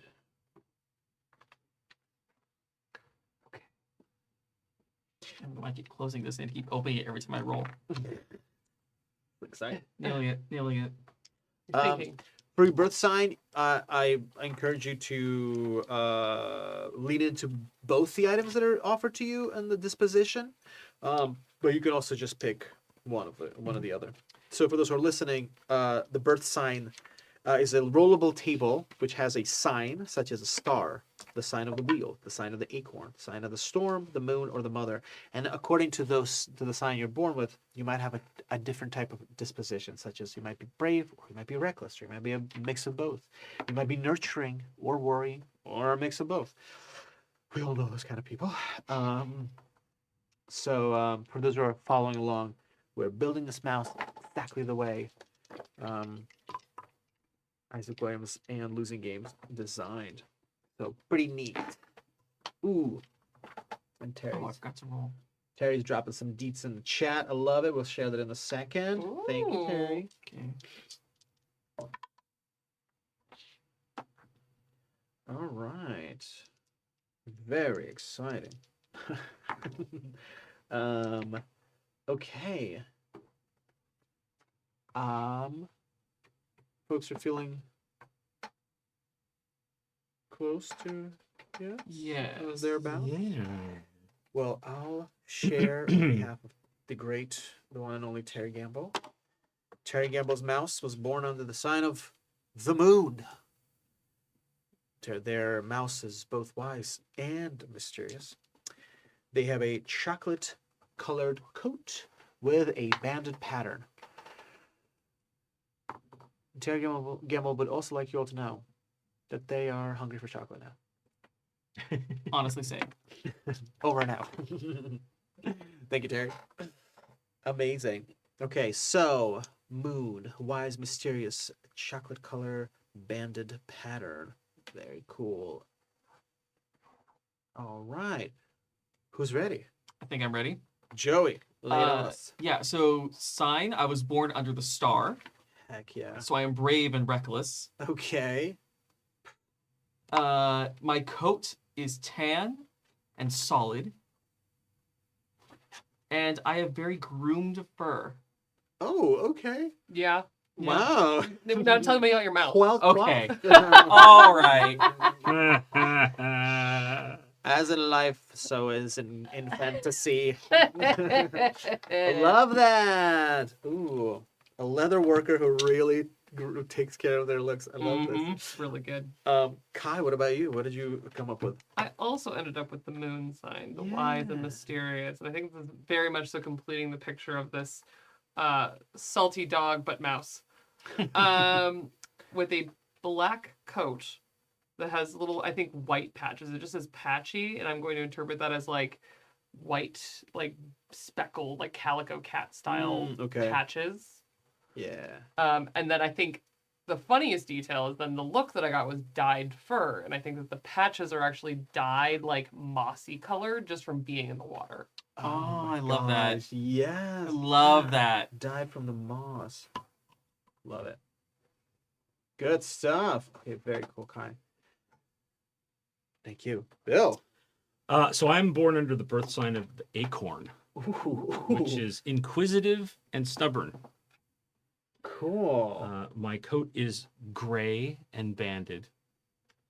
And I also have dyed fur. Oh. But I think mine is like some weird, vibrant purple patch that is unknowingly to him part of like whatever experimenting was done. Oh no. Like that whole like, I wonder if this is safe to put on people as hair dye. no. And so it's got that permanent, like, Maybe he was born with it. Maybe it's Maybelline. right, exactly. Maybe that's where Maybelline comes from. Exactly. But yeah, I think he's just got this one bright purple patch. Bright, just one big bright purple Yeah, patch. yeah. That's part of that's the dyed fur. Oh, buddy. Doesn't know why he has it, but maybe that's what it's from. But also inquisitive and stubborn. This kind of Yeah. seems kind of aligns with the Yeah, test yeah. subject mouse. Yeah. Mhm. Are we doing the names part too? Well, do you want to roll for the names, or do you just have some names you picked in mind? I'm gonna make a funny name. I just gotta figure it out. Yeah. Only believe- because believe in you. I was like, so Bob, right? So we're called right, but I think the only other like name he knows is 303, which if you look at the Oh. letters is also It's also Bob. Bob. Bob. Yeah. But like that was his unknowingly to him, that was his test, like it was his experiment number, that was his like batch number, his whatever number. Oh hell yeah! Oh So, my god! He just Well- has like just has this little scrap of something that has that on there, and he assumes that's his other name. I think I love that. Love this. Mm-hmm. I think I'm gonna go with Bob and Lure. Nice. Yes. Bobbed lure. Bob and Lure. Bobbin lure. Bob and Lure. You know, like a Bob and Lure. Yeah. No, I follow. Yeah. Bad. Bob and lure. Brilliant. Well done, Joey. I'm trying to think now. These are very, very good.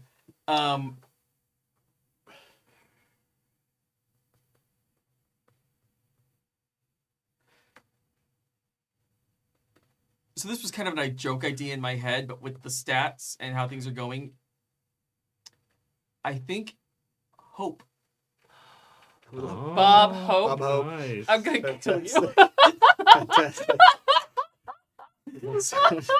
It was always going to happen. Yeah. It was like there Good were a for couple you. going on. I'm like, with these stats, maybe he thinks he was born under a special star, Nice. and he's Bob Hope. Hope is hopeful. He's gonna have some Walk of Fame at some Yeah. point. That's right. You might even fly a little. Yeah. Oh my god.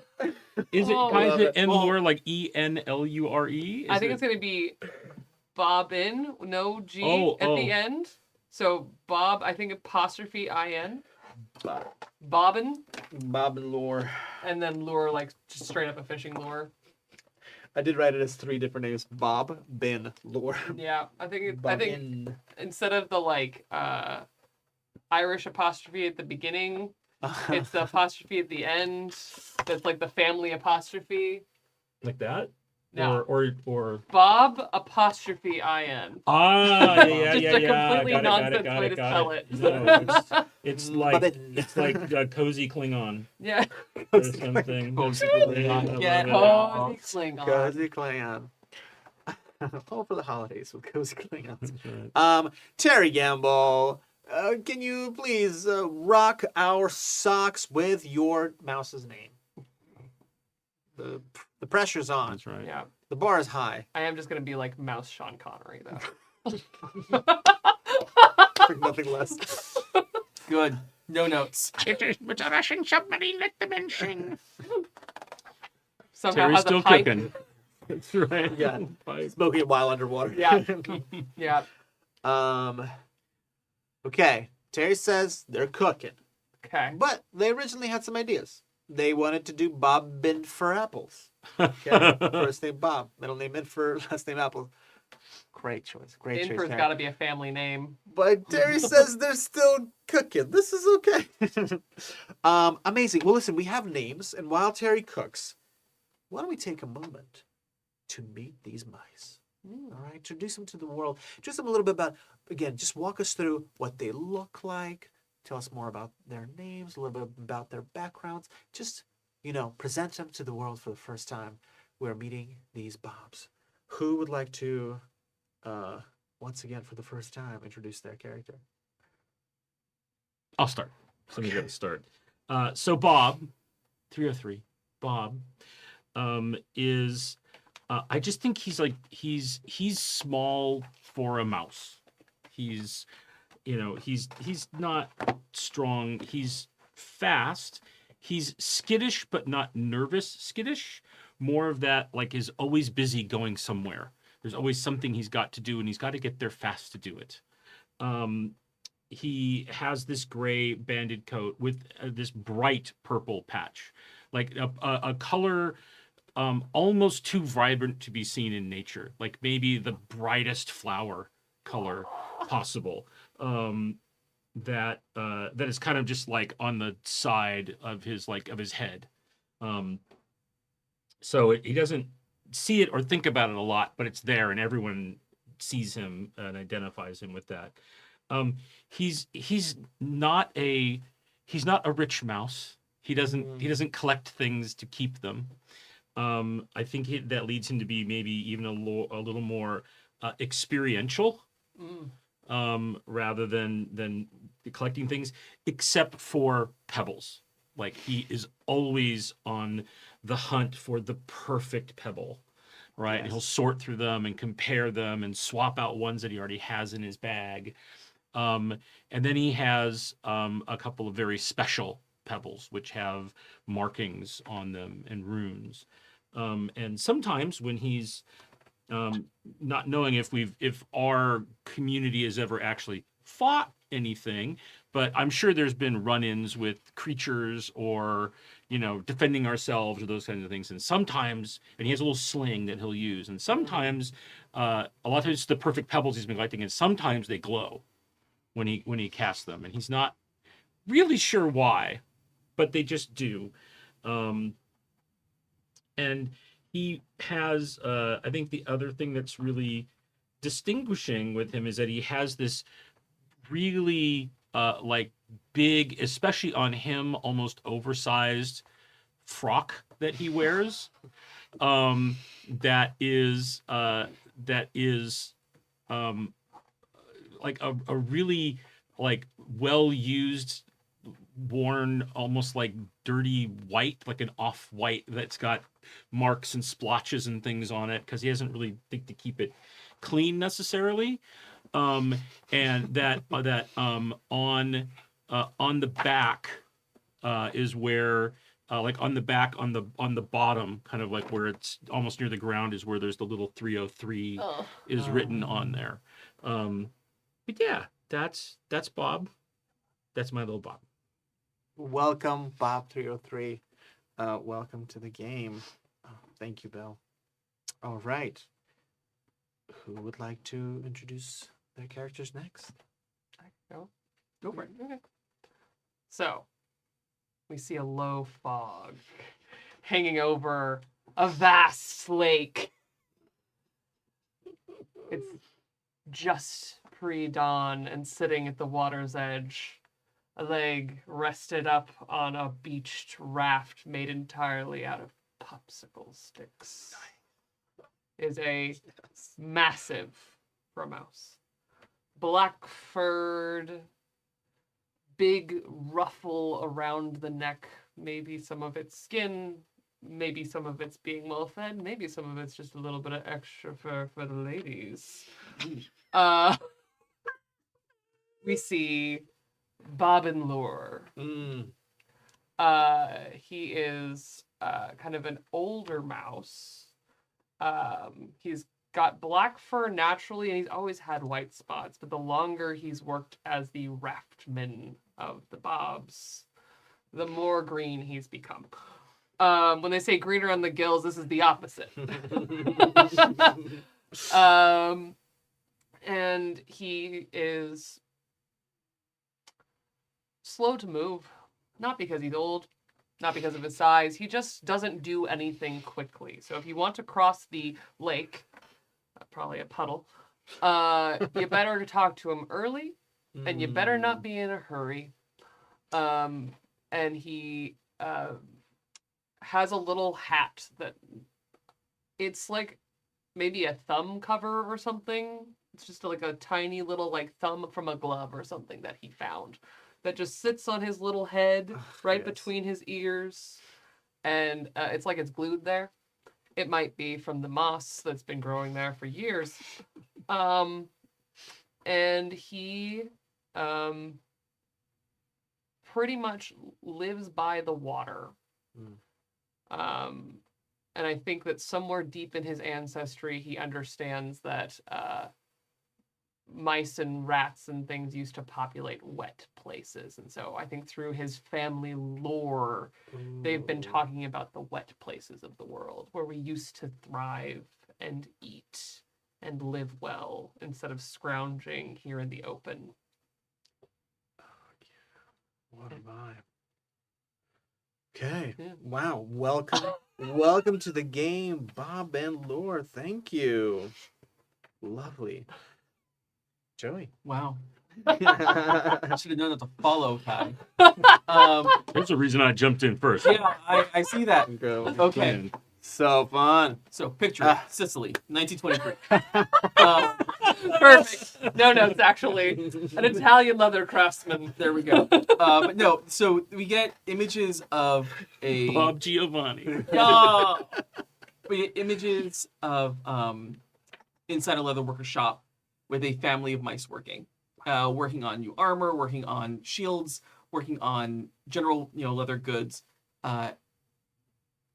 Together, happy, but one mouse is a bit kind of like looking off in the distance, kind of not paying a lot of attention to his work. Finishes up, gets released. Father says, okay, you've done enough for today. You can go and do what you need to do for the rest of the day. He scrams out of that leatherworking shop and runs all around the town, up a tree, kind of almost parkour-y in a way, like clearly playing by himself in his own mind, reenacting all the stories that he grew up with.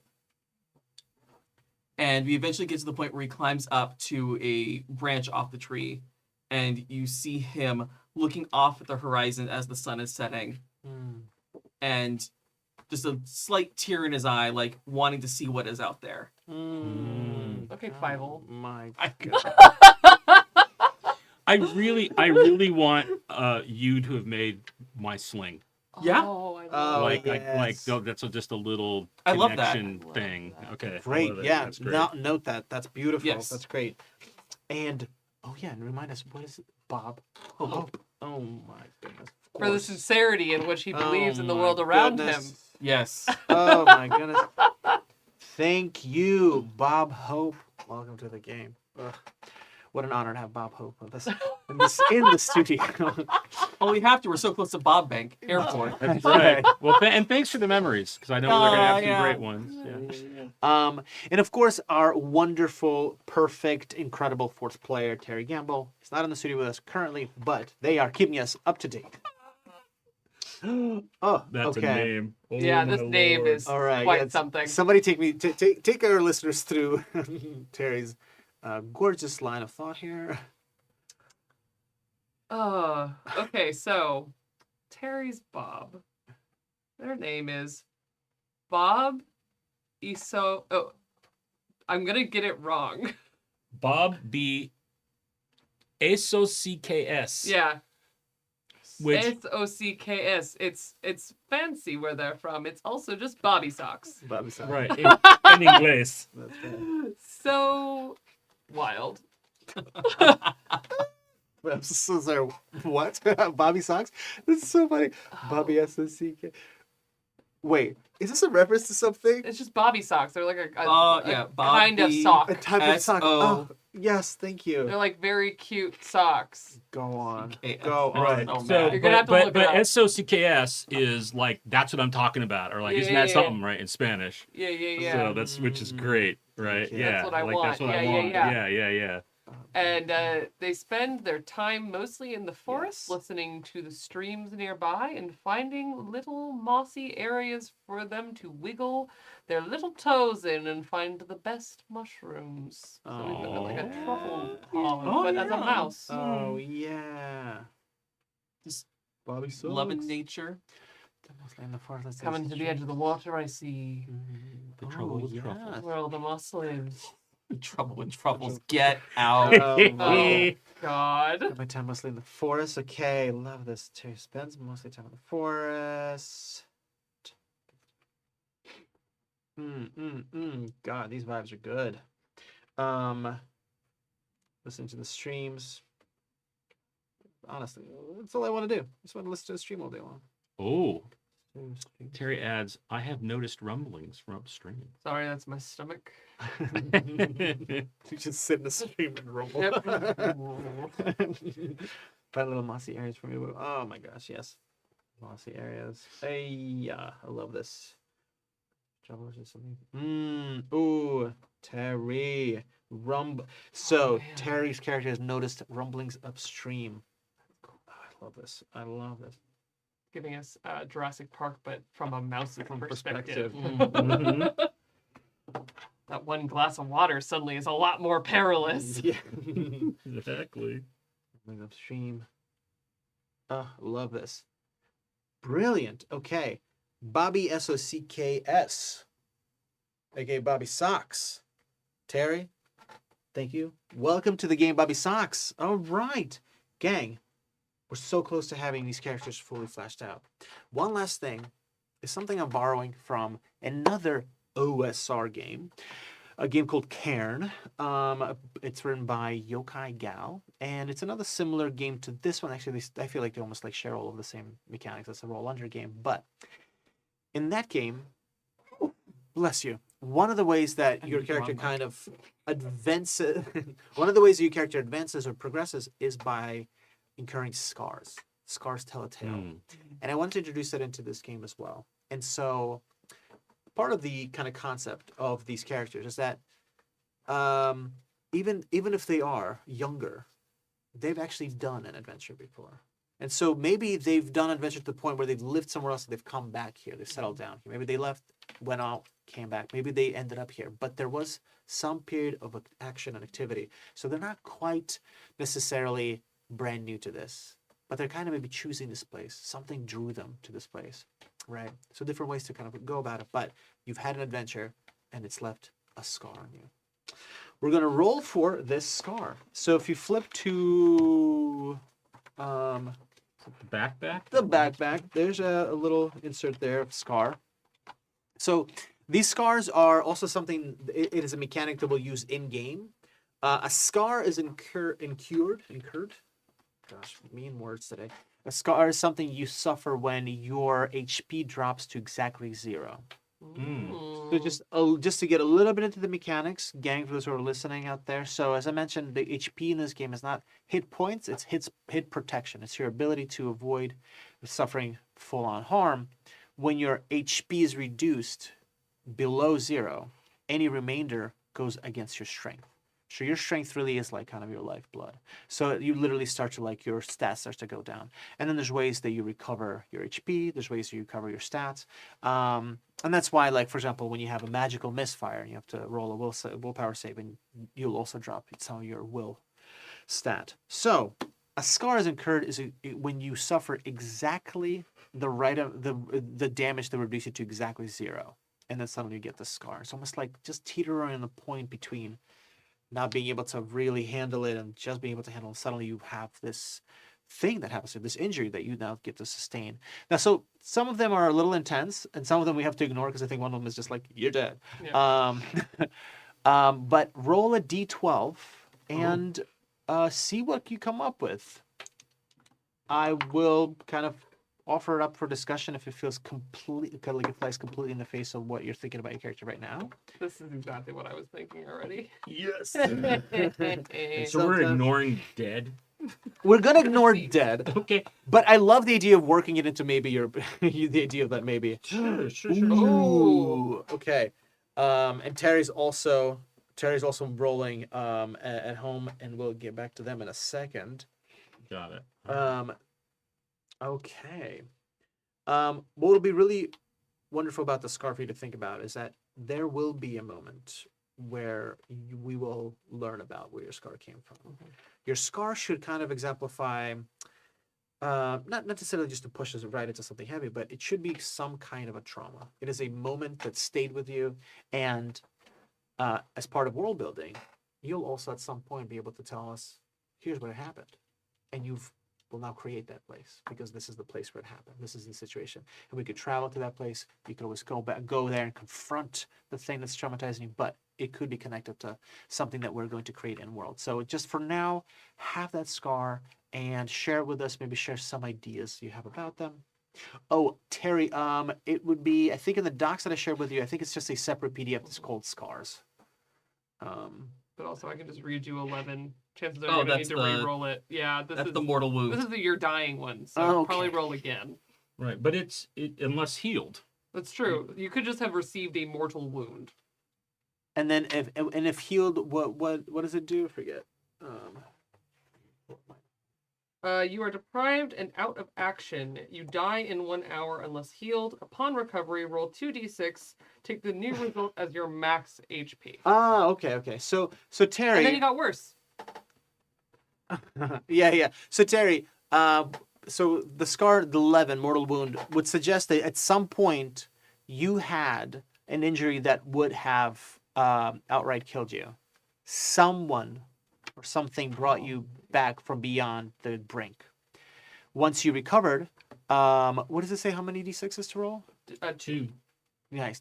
All right, so Terry, roll 2d6, and if that amount is higher than your current HP, that'll be your new HP amount, because you've overcome death and you are now more resilient to dying. Cool. So Terry, if you're digging that's the 11. That'll sort of it'll be something for you to cook on. Where was this situation where you almost died, but then were saved? Oh, Okay. whoa, okay. Come on. Terry just got Beefy mouse. wow. Beefy mouse. Beefy mouse. Wow, That Terry rocks. showing off. So Terry rolled, and now Terry's mouse now has. Bobby Sachs is rocking 10 HP. That mouse is unkillable. Come on, Damn. Tank. Yeah, Damn. right? Okay. Wow, crushing it. All right. So that is the. So again, Terry, that is the mortal wound. Is that what it was? Yeah, Yes, mortal wound. Mortal wound. Thanks, Guy. Thanks, Jerry. Yeah, mortal wound. So just make a note somewhere, Terry, that Terry says short- it's the it's the- shrooms. Yeah. Great. At some point we'll have a story about it. Okay, let's go around. Joey, what's Bob Hope's See, scar? I have a 7. I was trying to figure out where to write it on the character sheet. Let me go Wherever you back. want. Yeah, it's always totally fine. There it is. 7. Hamstrung. Okay. You can barely move until you get serious help and rest. After recovery, roll 3d6. If the roll is higher than your max dex, take the new result. Let's do it. Is your dex right now? You're the highest for roll, or will is? Will is my highest, but Fantastic. so there's room to improve. Not Okay. much, but there's room. Wow. Nope, still 11. Okay, great. Still 11, great. So just write down that you had an injury that had left you hamstrung, and there's something there, right? Something that could have crippled you, but actually you overcame it. And I'm really excited to find out what that story Yeah. is. Kai or Bill, who? I'm ready if you want. Go ahead. Yeah, sure. Yeah. I got broken limb. Ooh, okay. And I think that this is a scar that took Lure's eye. Ooh. We love this. That's a vibe. Yeah. And I think that even though mechanically eventually we'll get to the truth of it, I think that this is something that everyone that has ever met him has heard a different story about. Yes. Once mended, roll 2d6. If the total is higher than your max HP, take the new result. Let's do it. All right. But yeah, he is fully and I think he's fine. He's just vibing. It's exactly my HP. That's fine. It doesn't matter. He has a very cool, I think it's in his black fur, right? There's a big white pink scar across his eye. Oh, and then he wears his little slouchy hat over it. Oh my god. And the red light, you can just see under the hat. He's a Don Bluth character. I've made a Don Bluth character. Nice. We love this. Amazing. Will we ever learn the real story of the Lost Knight? No. Very cool. All right, Bill. So I rolled a 10, which is sundered.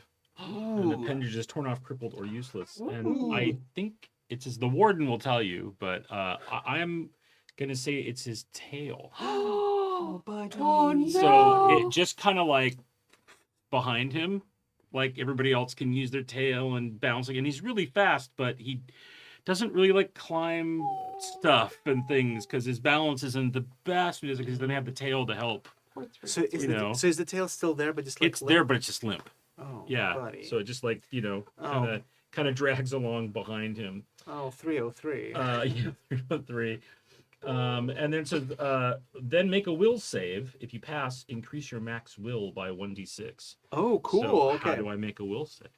Oh, fantastic. Okay, so for a will save, you take a d20, Mm-hmm. you roll, and it's just with any roll, you're trying to hit your stats number or under it. So that's what a will save is. That's what a strength save will be. That's what a dex save will be. Roll poopy. No, I rolled a 9, which is not below my will. Okay. So it's just there. It's just there. Fantastic. All right, with a limp tail. Oh, buddy. Oh my god, just the saddest little guy. It really is. Oh my gosh. Gang, give yourself a round of applause. Audience. Our players have done it. We've got little mice characters. They've got scars. They've got stories. They've got a lot of stories to tell you. Okay, so, folks, how are we feeling? Let's do an energy check. I like to just do this. How's everybody feeling right now? Feeling good? Good. Feeling excited. Pumped? Yeah. Ooh. Yeah. All right. If you guys are feeling it, I mean, should we just get into a little bit of the adventure? Yeah. Yeah? You guys want to get into it? Terry? Yeah, Terry, you good? How are you feeling, Terry? I know you're coming into us. We can feel you. Spirits of Terry's in the room. Okay. This is really fun. Okay, so Terry, let's do it. And again, Terry, you just let us know. Go for it. Terry, you rock. Thank you. Okay, so I think it's really appropriate here too. Okay, so folks, welcome to What About Bob's? We open up on a gorgeous little tiny, covered in fog, but just there in the middle, a clearing with some big branches overhanging, leaning down, casting some nice shadows, just blotting out some of the sun coming through, overlooking this flowery patch, grasses, nice little chunks of logs and wood that have little carved out niches in them. We're looking at a tiny little village of Bobs. Amongst here in this village, mice are rushing around, all around. There are colorful pennants hung up. There's buzz in the air. There's smells and fragrances of delicious mousy foods. Why? Gang, it's the greatest time of the year. It's Bobsgiving, folks. It's Bobsgiving in Bob's Village. All of the mice are hanging out, having a great time. They're cooking their signature dishes. People are putting out their wares. They are excited to celebrate. Today's going to be a big day, and it's going to culminate in a big speech by Elder Bob, who's going to deliver it in front of everyone. And as the activities and the bustle in Bob's Village is going on, we're going to just move to each one of these characters. And we're going to ask you, what is the meaning of Bobsgiving to your character? What is your character doing right now as preparations for a big feast and a celebration are happening? Where are you, and how are you enjoying in Bobsgiving? What does it mean to you?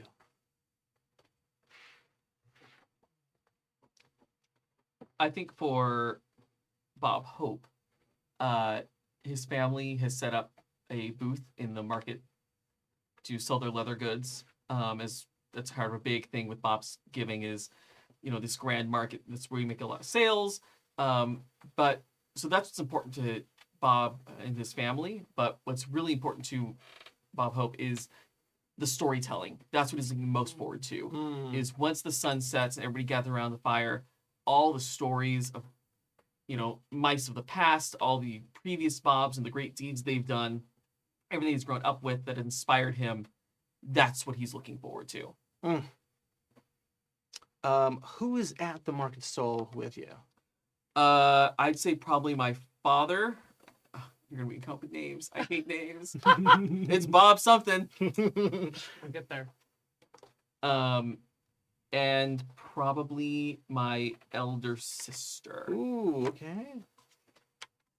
What kind of clientele do you get? Who's buying leather goods? We get the occasional, adventure Bob, city guard, things like that. But also just regular homespun Bobs who need things like an apron or like things of that nature. Things like home goods as well. But our specialty is more martial, I would say. I love it. One of these city guards kind of approaches is picking up different wares, as you said, some aprons, some belts, looking over a couple of sashes. Your father kind of nudges you to, go make a sale. This city guard mouse like, oh, I'm looking for something nice for a special day with my special Bob. Oh, of course. What are you looking for in particular? No, just something that looks good. And lifts up an apron, kind of lines it up to himself and says, what is this? What do you think? Does this look fetching on me? Do I look cute? I want my special Bob to like me. Yes, I mean, aprons are fantastic for that. They're very industrious, and they show that you have a hard work ethic. But also, they can be very stylish, and be worn many different ways. My special Bob says I work too much. I don't want to make them think about work when I'm wearing my apron. Sure. So we have these things here, and kind of show like some leather jerkins and things that are maybe a little. I'm gonna show him some leather jerkins that I've worked on that depict some of the imagery of the stories that I love. I love it. This chick is full of stories. I love that. So these are see some jerkins that are really precious to you. I think that just by itself kind of moves him. He goes, how do I get him to like me? He says he likes me, but I just don't feel secure. Does he mean it? How do I know if he means that he really likes me? Well, I suppose that's, from what I understand from the stories, that's what love is. Oh, that's a big word. You think he likes me, like likes, loves me? I mean, that's how it goes in the stories. On Bobsgiving? Well, why not? I'm gonna propose tonight. Thank you. Thank you for your counsel. You're very welcome. How much for the jerkin?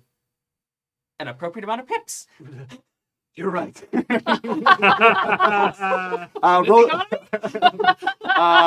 Roll.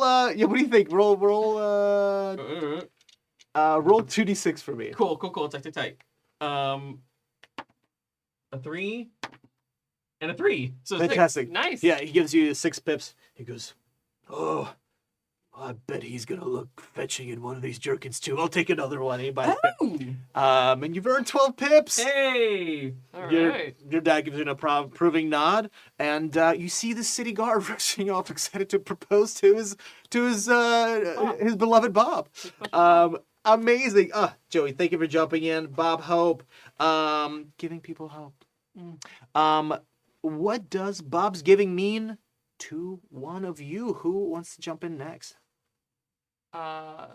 Lure is spending time with his most precious company, Gertrude, his raft. Okay.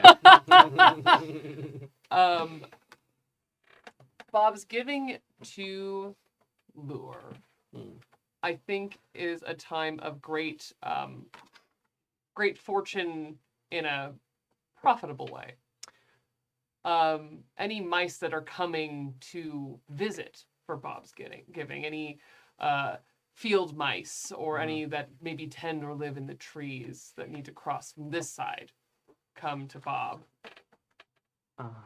And so he spends time doing what he loves. So across the waters there are some tree dwelling. Yeah, I mice think there's that come in. trees and maybe like just past that, maybe a little bit of field. Mice that go far afield and then come back for Bob's giving. Love it. Love it. And so I think that he hasn't been here very long, and so the celebration of it is kind of I don't think that he's found a way to include himself in it besides being a good ferryman. But the thing that he loves most, and I think it's something that he takes a lot of pride in, is he has found and traded passage for one little handful of beeswax. And he's waxing Gertrude very lovingly. Just sitting on the shore, waiting for someone to whistle or yell across the water for passage. You as you're deep in this communion with your raft, you hear two kind of deep grunts behind you. And they're two very stern-looking city guard mice. And very slowly, Lure starts to get up, and he gives Gertrude a good pat on her flat boards. Hey, can I help you? Yeah. Are you renting the raft today? I'm offering passage if that's what you're looking for. If they kind of look at each other, they seem to be a little. Seems to be some kind of tension between the two of them. They go, we just want passage halfway. Halfway? Yeah. No one only goes halfway. You know what's out in the deep halfway? They say there's worms. Worms? They look at each other. We haven't heard about the worms. And the birds come. Oh, that's legend. No, they don't. They splash them out. Capsized a good few mice not long ago. Well, I see one of the city guards goes, oh, I think we should go. I don't think we should. I didn't tell me about the birds. No, hold on. Well, how much just to take us to the middle, but then bring us back from the middle? You just want to see what's out there. Test your mettle. I want to test my mettle. All right. Yeah. How much to test my mettle? And the other city guards was like, no, we don't do it. No, we need to do it. We got to do it. Why does it fill my thimble, do you say? Thimble? Yeah. Oh. Well, you show me your thimble. He like drags out a bucket, basically. Oh, that's a significant thimble. All right. All right. Roll 2d6. 6. Okay, 6 also. Yeah. Yeah, it's so funny. We promised that our dice go other number than we want. Okay. Throws 6 pips into your bucket, into your thimble, and goes, all right, how does this work? Do you push us out? Do you have a rope to bring us back? Why don't you stand right there? Okay. And Gertrude's going to show you the way. And he gets up well, he doesn't get up. He's already standing, but he like turns around, and I think he's got just this little like grass lean right at the shore that his little like mouse bed is all nestled in. There's just like a bunch of hay and things that he just kind of nests down in there, and he goes into it, and you just hear the sound of grass moving and him. Ugh! And again, and from underneath all of that, a long, like, as worn as he is, stick emerges. That at the end, looped around tightly and immaculately. The most beautifully tied dental floss you've ever seen in your life around this shined fish hook. Oof. Beautiful brass, like that ocean-faring brass, but of course it's a fish hook. City guards' eyes both light up. Oh. This guy, I told you this guy's a pro. Okay. Why don't you sit in the middle? All right. Don't move too much. Gertrude will buck you right off. As they step onto the raft, you notice that one of them, just ever so carefully, gently, like guides the other one by the elbow. Like it's a very momentary moment. You notice it, and then they stand in the middle. And then Lure walks up to Gertrude, and they both, I think, have to like brace as he heaves Gertrude into the water because she's beached a little so that she doesn't float away, obviously. And then he's actually going to swim behind Gertrude and push her and use that hook pole to just kind of like gondola ferry them. Okay. You get to the middle, and you hear one of the city guard mice go, I've been meaning to ask you something. And the other one goes, I've been meaning to ask you something too. Oh, I'm so okay. Wait, don't look at me. I'm a little embarrassed. Wait, no, don't look at us too. You look away, please. All right. And he turns around and just puts his elbows up on the side of the raft like he's in a jacuzzi, and he's holding on to the like hook stick and just kind of like leaning there, kicking his feet. And the two city guard mice face away from each other. You know, count of three. Okay, count of three. They count to three. 1, 2, Yeah, thank you. That's helpful. Yeah. 3. Wait. Do you go or on three? On 3. 1, Okay. 2, I'm so nervous. 3. They turn around and they're like, "Will you marry me?" And they both propose to each other in in the middle of this little lake on this raft. They both say yes. They propose at the same time. They hug. They cry. They Stay kiss. low on the raft. Oh yeah. Yes. Thank you. This is a very magical moment, and it gives you 3 more peps. You watch these people get. Of course, it's a little bit late on the day. This is obviously the same city guard. And as we kind of fade on that scene, where do we find? Where do we find good old Bob 303? So, and what does Bobsgiving mean? So 303 to 303, Bobsgiving is where he gets to give things to the other Bobs, and kind of show his appreciation for them being a part of his community and for them taking him in. Because I have a feeling he just kind of wandered in one day. And it was cold and bedraggled, and everyone was like, "No, you can stay here with us." So he's for him, Bobsgiving is almost like that little Bob's orphan holiday, right? So he likes to give back to everyone to show his thanks. So he's dragging this big leaf behind him that he can't get up in a tree to get a nice pristine one, so it's one that's fallen and it's a little chewed and dog-eared. It's got that thing, and he's dragging it behind him, and he's down by the lake, and he is furtive, like he's got it down, and then he like scampers over and he furtively starts searching for pebbles, and he's holding them up and then he'll find one. He's like nods, and he kind of runs back and he puts it on the leaf, and he's spending this time going and he's finding a a very good. And if he finds ones that's like is perfect, then he's like, and he'll reach in his bag and compare, and then he might swap one out and then put that one on the leaf. But he's getting basically like perfect little pebbles for everyone in the town that he gives them in a little village. So perhaps he's there and like looks out on the lake and sees the raft and some city guard on the raft, and just kind of looks up and then goes back about his business. And he's a little solitary, but he's kind of humming to himself while he's doing it.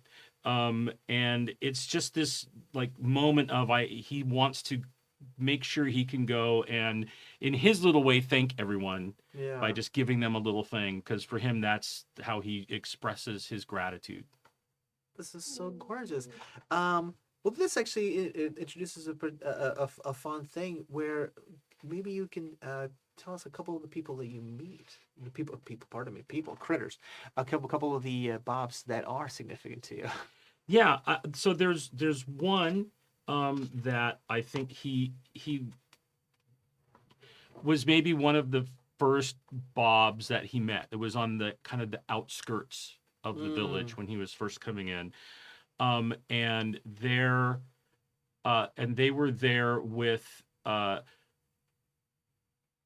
like a little makeshift box that they'd put together that had all these little like pieces of like fruit, like little berries or little things in it, and then one is like this kind of the like some little container that had some like green, and he would discover it was like grass juice in it.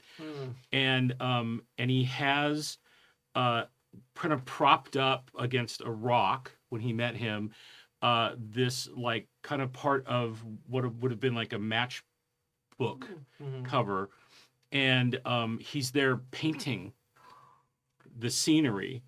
And this little mouse who he later learned was Bob Moss, and was just talking about these like happy little, there's just happy little accidents, and so he was very fascinated with all the colors and the brightness, and they kind of bonded over the fact that he has this bright color on him, and I think that was the first person that made him feel special in any way, because he's gray otherwise except for this one thing, and he's like, I don't know where it came from, and Bob Moss explains like, well, maybe it was an accident, but it was a happy little accident that you have this color. So you find Bob Moss now, and of course Bob Moss is near the plaza commemorating this.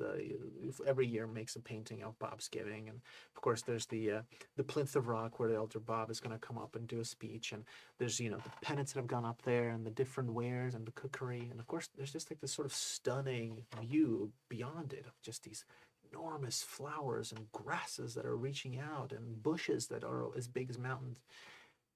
Drawing it on I see you got a collection of rocks there. I do, and I have a special one for you.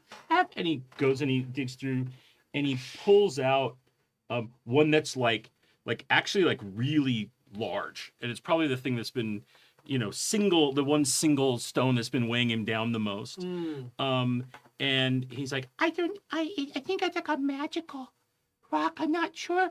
And he holds it up, and he's kind of in both hands, and it's actually, we would recognize it as being like one of those like glass bead counters like you'd use to mark mana and magic or something, right? But it's a little chipped, and everything, because it's a little sort of, but it's like this like little glass. It's a little glass bead, and it was the one that had the most color, and it made me think of you. Oh, thank you. This is gorgeous. This is gorgeous, 3. I love this. You know what I like about it? It's got this little crack over here. I always say, things don't have to be perfect. They don't have to be perfect. They're just right the way they are. Yeah. Are you having a good time with Bobsgiving? Yeah, I always love Bobsgiving because I can give everybody something. This reminds me. I knew you were going to come by. I made something special for you. and he kind of tucks away into his studio, and he comes back out with like a little roll that maybe is like a Starburst, like wrapper, and he unwraps it. Says, "Well, I had to draw from memory, but just imagine somebody is, well, it's like a picture within a picture, because you see in this picture, it's me, but it's me meeting you, you know." And he with shaky hands, he reaches out. And then he goes, "Well, think about it. Well, who drew the picture? If I'm standing in the picture, who drew it?" Kind of makes you think, right? Oh my god. And he looks at it, and he's just fascinated with it.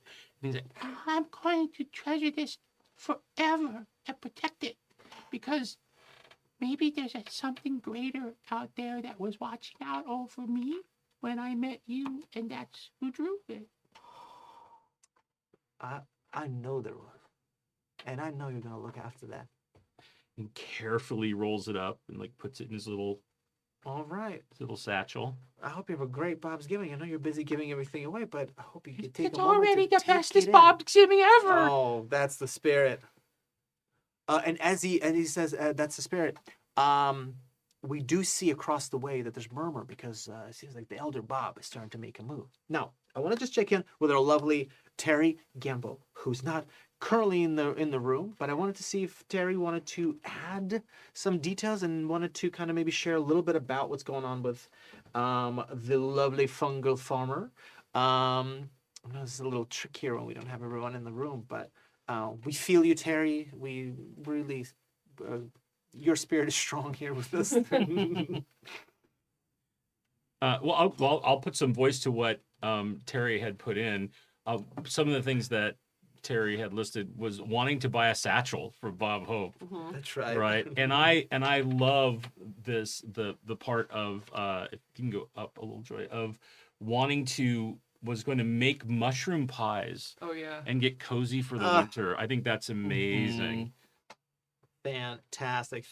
Okay, great. Well, Terry, we'll have to bring those mushroom pies back, because right now those mushroom pies are making a hit in the town center, right in the corner. As folks are getting together to greet Elder Bob, there are the famous mushroom. That's what Bobsgiving is all about. Mushroom pie. Yes, Terry. Thank you. The mushroom pies are being passed around. Now, Terry, if I may interpret a little bit some of your comments earlier, I think this mushroom pie is making people feel good. They're having a nice time. They're having a good time eating this mushroom pie. So there's some mice that are getting real cozy, and there's a real hubbub, a real buzz.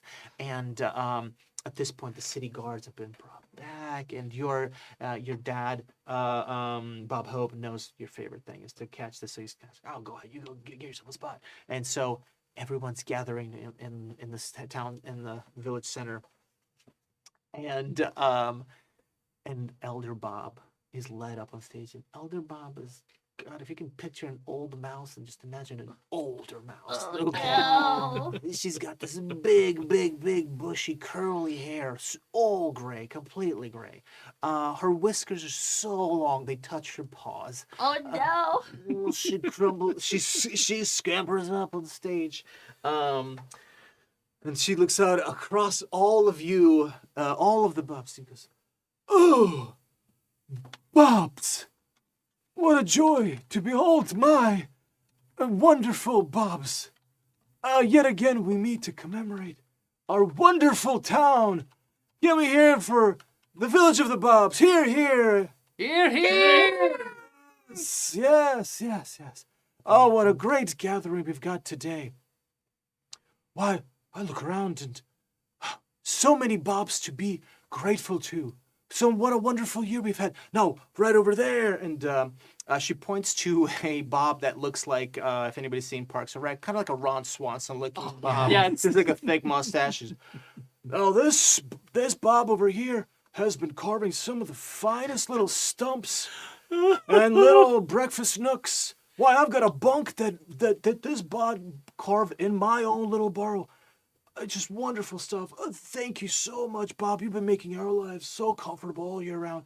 And this Bob's got like a sensible mug of coffee or something. He's like, well, no problem. It's just I really like to contribute to the. Oh heck, here I am getting emotional. Happy Bobsgiving, everybody. He takes a sip, and Elder Bob goes here, and we're here. We have well, this Bob's been perfecting the family recipe, the springtime IPA. Oh, pardon me, lakeside IPA.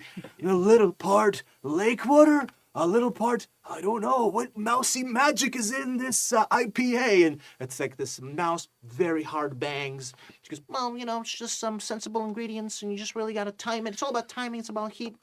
And, there's plenty where that first batch came from, so everybody drink up. And she's passing around these, like, acorn cups, and people are sipping. Here, yes, thank you for the fantastic IPA. Pretty good, yes. Yeah, but best be some too. That's good stuff. Listen, this really agrees with the mushroom pie. I have to say, everybody. But okay, let's stay on track. Oh, we're very, very lucky this year because we're joined today to commemorate Bobsgiving by our very own Barbershop Quartet, everybody. And it points to these 4 little mice who are as cute as you imagine. They have little straw hats, little bow ties, and they're all going ba ba ba ba ba ba ba ba ba ba. And they'll sing the Bobsgiving song of gratitude. Beautiful, beautiful, Bob Angels. And in this manner, Bob, the elder Bob, goes to every single Bob in the village and thanks them for something different. And as Elder Bob gets to each one of you, what is Elder Bob grateful to you for contributing to this community this year?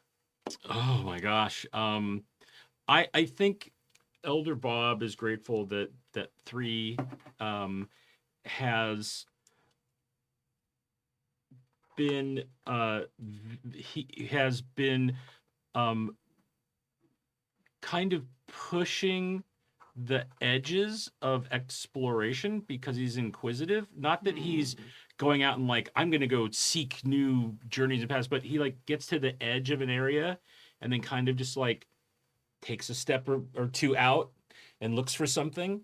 And along with the pebbles, every now and then brings back something interesting.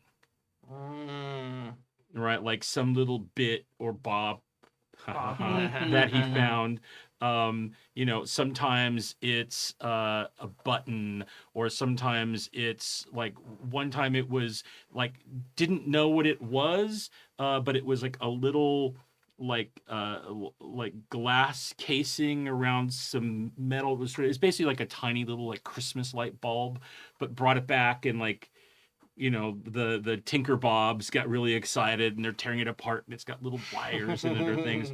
And so I think as he's been out, just for him trying to find these perfect pebbles, every now and then he runs into another thing and he's inquisitive enough to pick it up and bring it back. And Elder Bob says, thank you, 303 Bob. You have been truly a brave mouse. I wouldn't leave the outskirts of this beautiful little town, but you are brave, braver than most mice. You keep illuminating our world with your discoveries. Thank you for constantly expanding the map. Of course, I have to caution everyone to traveling too far away. We are safe here in the village of Bob's, and that's right, we subscribe to the 3 S's. We are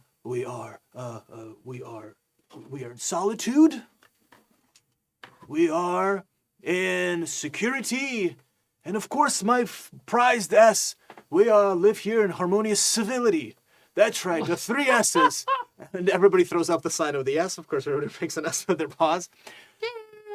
And so I encourage you to be both very mindful as you expand the map, but thank you for, well, it's hard to be a hero when you're a mouse, isn't that right? And you kind of inspire us to be a little heroic, to see beyond just what's on the borders. Thank you. And he just kind of breathes a little bit quickly and heavily because he's really intimidated, like for being singled out like that. But he's like, and your little tinker mice friends like see that you're a little intimidated, and they kind of rush over, being like, "Hey, we're really enjoying this. I don't know what this is. I don't know how this works, but this connects here and it screws in. Tick, tick, tick. I don't know what it does. We need to break it apart. This is really cool. Thanks, man." And so they kind of just try to get you to come down a bit. What is Elder Bob grateful to? Who wants to go next? Who's ready? I'll go. So I think Elder Bob is thankful to Hope for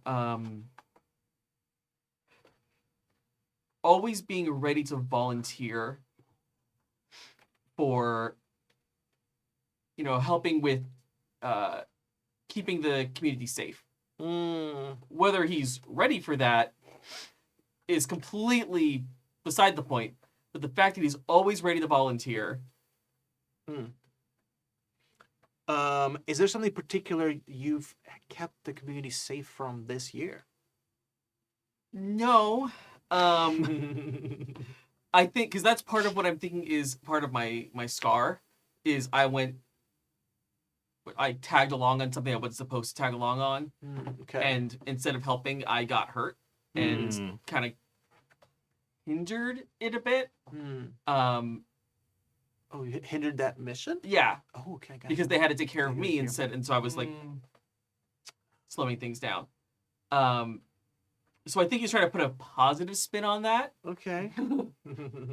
I love that. Elder Bob is diplomatic, if nothing. Okay. Bob Hope. Well, the name says it all, doesn't it? You've inspired every one of us here to rise to the occasion, to step up, to step in, to lead in, lead up, lead on me, lead on you. You've inspired us all to be here for one another. Thank you for always raising a helpful paw and helping each other out. You have been a real beacon of positivity. Positivity, if I will, if I may. And I will say it again, positivity. And I think I speak on behalf of everyone to say I am so impressed by how well you've recovered from your little setback. I think we could all learn a lot from having courage and determination when things don't exactly go our way. Thank you. I hope to do better next time. You've done admirably. Hear, hear for Bob, and kind of cheers go off for you. Fantastic. And Elder Bob wants to thank you for something. I think Lure unwittingly was a part of a diplomatic incident. Yes. When you think diplomacy, you definitely think salty, mossy, somewhat surly mouse. Yes. I think that there was an incident in which some curious moles wanted to know what was on the other side of our little lake. And I think that being just kind of nosy, Lure found himself nearby and they spotted him because he's not subtle or quiet, probably because he was singing to himself and Gertrude. And I think in the end ended up being part of the way that those moles had a meeting with Elder Bob, but entirely through raw confusion. He has no idea that this was helpful. Oh, amazing. It was entirely unintentional that it ended up benefiting the town. Got it. So let's just to get the picture clear. So the moles were maybe not had the greatest intent. Yeah, he has no idea. But we have no idea. I think that they were thinking this place looks nice. Gotcha. But then they saw you in all your beefy glory, and they got a little skittish. Well, and someone saw them. It was this is a smart. beautiful unoccupied area. Oh, I see. Or if they were thinking that it was occupied, they were like, what if we sneak in? And then there's just this guy floating around in the water. And they're Right. oh, he's seen us. And then he starts talking to them because he'll talk to anybody. Uh-huh. But he talks in the most circuitous and confusing way possible. So they kind of lost the They drive lost to the plot, and eventually he's like, here, let me get you across. I'll introduce you to Elder Bob. It'll all be fine. But he's just thinking he's trying to ferry these lost people around. And in reality, they were people that could have been not good for us. Bob and Lure. Well, we have all a lot to be grateful to you. We've got new neighbors. What is the name of the moles? I think they are the Bens. Ben's. Doug. Ben Doug is I think they're good. the Bens. The Benz is great. great. We are so blessed to be met with new neighbors. Ben's. Ben's, everybody. Ben's, Bobs. We like those letters. They're good neighbors. Good neighbors. You brought them over here. You have a real way of making people feel like they're part of something. You bring them in on a journey. That's what your raft is, but that's what your tales are too. It's a metaphor. Your raft. I think. Kind of looks around to her assistant. And she goes, it's like a simile, maybe a metaphor. It's somewhere there. Anyways, thank you. We've established a great connection with the Bens. They seem to be very fond of what are the moles enjoying about like the Bob culture. What's something that maybe there's now a commerce with the moles? We make above ground things. You So, make above like, ground things. I think it's like the woodcraft and the leather and things like that they could do on their own, but ours is nicer because we actually like hang it out in the sun and we let the leather cure and things like that. Whereas they're just like, I don't know, we're underground, we're just laying it out. It's going to take us 10 years to make something that takes the mice one. Amazing. And what do you think the Bobs, and everybody can feel free to chime in this, what do we think the Bobs get from the moles? What's underground that the mice can't have for themselves? Maybe, I don't know, some kind of stone or... Tubers. Oh, tubers. Yeah. tubers. Moles would be really good with tubers. Mm-hmm. Yeah, I think there's like some underground food that like we could never pull up, like carrots or potatoes. Okay, or yeah, this, I was gonna right? say, We could never pull up, but they like burrow to them, and then they're like, oh, we'll just. Like- I think I got a little confused. Tubers are like a food, right? Like, Yeah, there's like yeah, a yeah, vegetable. yeah. Okay, Root that's what- vegetables. Root They're vegetables, yeah, root right. vegetables, like food of your choice that are make sense in our climate and area. Yeah, But yeah. like there's like root veggies that we could never get to. 'Cause Fantastic. We could never pull them up. We're just not. No. Fantastic. So thank you, Lure. We've got a there's an incredible ingredient now that's floating around. If folks are making tuber tea and tuber steak, It's delicious. tuber dogs.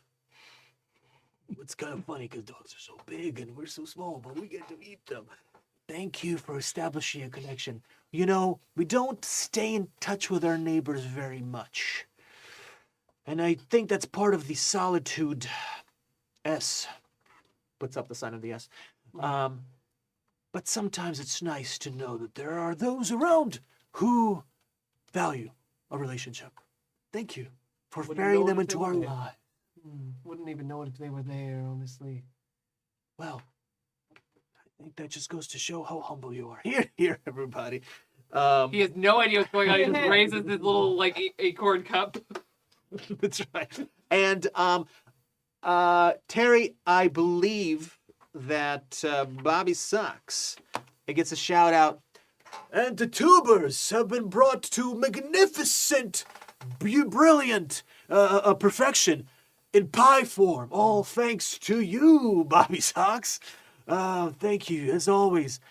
The pie is going around, folks. Dig in, and if I may, pair it with this Lakeside IPA. It goes real well.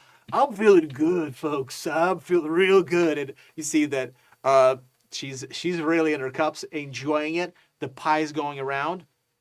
And to commemorate Bobsgiving, what is like the treat? The treat that comes out. They kind of bust it out. You know, is it the rare vintage? Is it the special mold? You know, whatever, you know. Is it a cheese? Is it a I feel it's a cheese. It's a Yeah. cheese? Yeah. Yeah, like Okay. a hard cheese. What are we thinking? Hard cheese. What are we thinking? I'm not a cheese person, so I don't actually know, but I'm thinking a hard cheese. Or like a stinky Parmesan Reggiano? A truffle cheese, did Terry suggest? Oh, okay, I'm not yeah. mad at that. Yeah, I like that it's a hard cheese and it's one that only comes out at Bobsgiving. and then everyone gets this like shaving of it, and then it Yes. goes back because Yeah, it's yeah, yeah. aged, right? So Mm. every Bobsgiving, it's better Yeah. because it's a year older, Yeah. right? Also, not me googling hard cheeses. Oh, geez, yeah, We've yeah. lost him. I mean, we love an Asiago. Ooh. Ooh, we could get some as a pie topper, Terry says. Oh. Also, I like Terry's suggestion of a truffle cheese. So maybe it could be like a hard cheese that's got some truffles in it. Yeah, Goes yeah, well yeah. with pie. Mhm. And yeah, there's a chant that starts to go along like it says hard cheese, hard cheese, hard cheese, hard cheese. A truly tremendous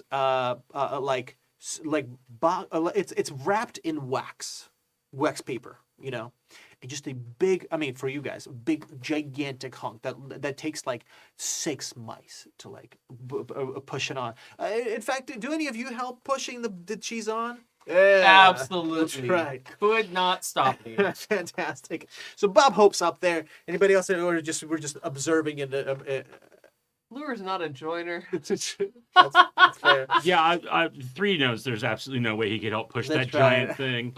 Plus, he's in awe of Cheese Master Bob Asiago, which I think is a great name Yes. for Bob, Yeah. who's just, I imagine, is the just fattest, portliest little Oh, mouse. yeah. Just the Right. greatest little Yeah. cheesemonger. Oh, greatest little cheesemonger. Yeah. Absolutely. Yeah. So Bobby Asiago is big of a Oh, he's mouse. gonna be Bobby, too. Bobby like, listen, Asiago. like, Bobby Bobby Asiago. Asiago.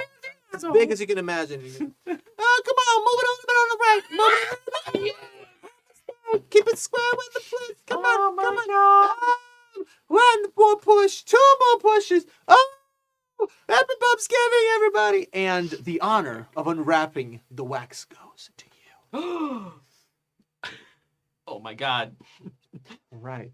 Do you just unwrap it, or do you want to do something fancy? I want to do something fancy. Are you kidding? All right, give me like a dexterity saving throw to do a fancy thing. Okay. Yeah. That's a Did- D20, right? I roll? Yeah, first describe to us what it is that you're attempting to do. What's the fancy? What's it look like? So right here. many, I'm not rolling. so many, so excited. You make me nervous. I'm so nervous. I think the fancy thing is I'm trying to unwrap it without tearing any of the wrapping. Very starburst, like unwrap it perfectly. Yes. Yes. And it just kind of opens up. like that. Exactly. Amazing. All right. So what's at stake here? And I'll kind of I'll keep reiterating this, but every time we roll, or you kind of sort of propose to roll something, if there isn't a clear correlation, like something has to be at stake. I think in this particular situation, what's at stake is that you do this or you tear the paper. But we're not going to damage the cheese, right? We'll still eat the cheese. All right. Let's see if you are able to All do right. that. Think small. That's not small. That's a 16. Nope. The cheese is beautiful. The unwrapping job is a little sloppy. Can you describe a little bit how you like tear? Yeah. So I think it's going pretty well. I Yeah. think like I'm opening the folds and like getting it going. And I think as I'm coming around to get like the second to last fold undone, I'm suddenly hit with a bit of a twinge of pain. In your scar. Yeah, from my scar. And Oh, I kind of falter a little bit and like stumble. When I stumble, my cute little mousy hands kind of scrape the paper and catch, and it tears. For a moment, there's a gasp in the crowd. But then the cheese opens up, and then there's a second, and third, fourth. Then there's a series of gasps. And for a moment, you feel like you really fucked up. Right.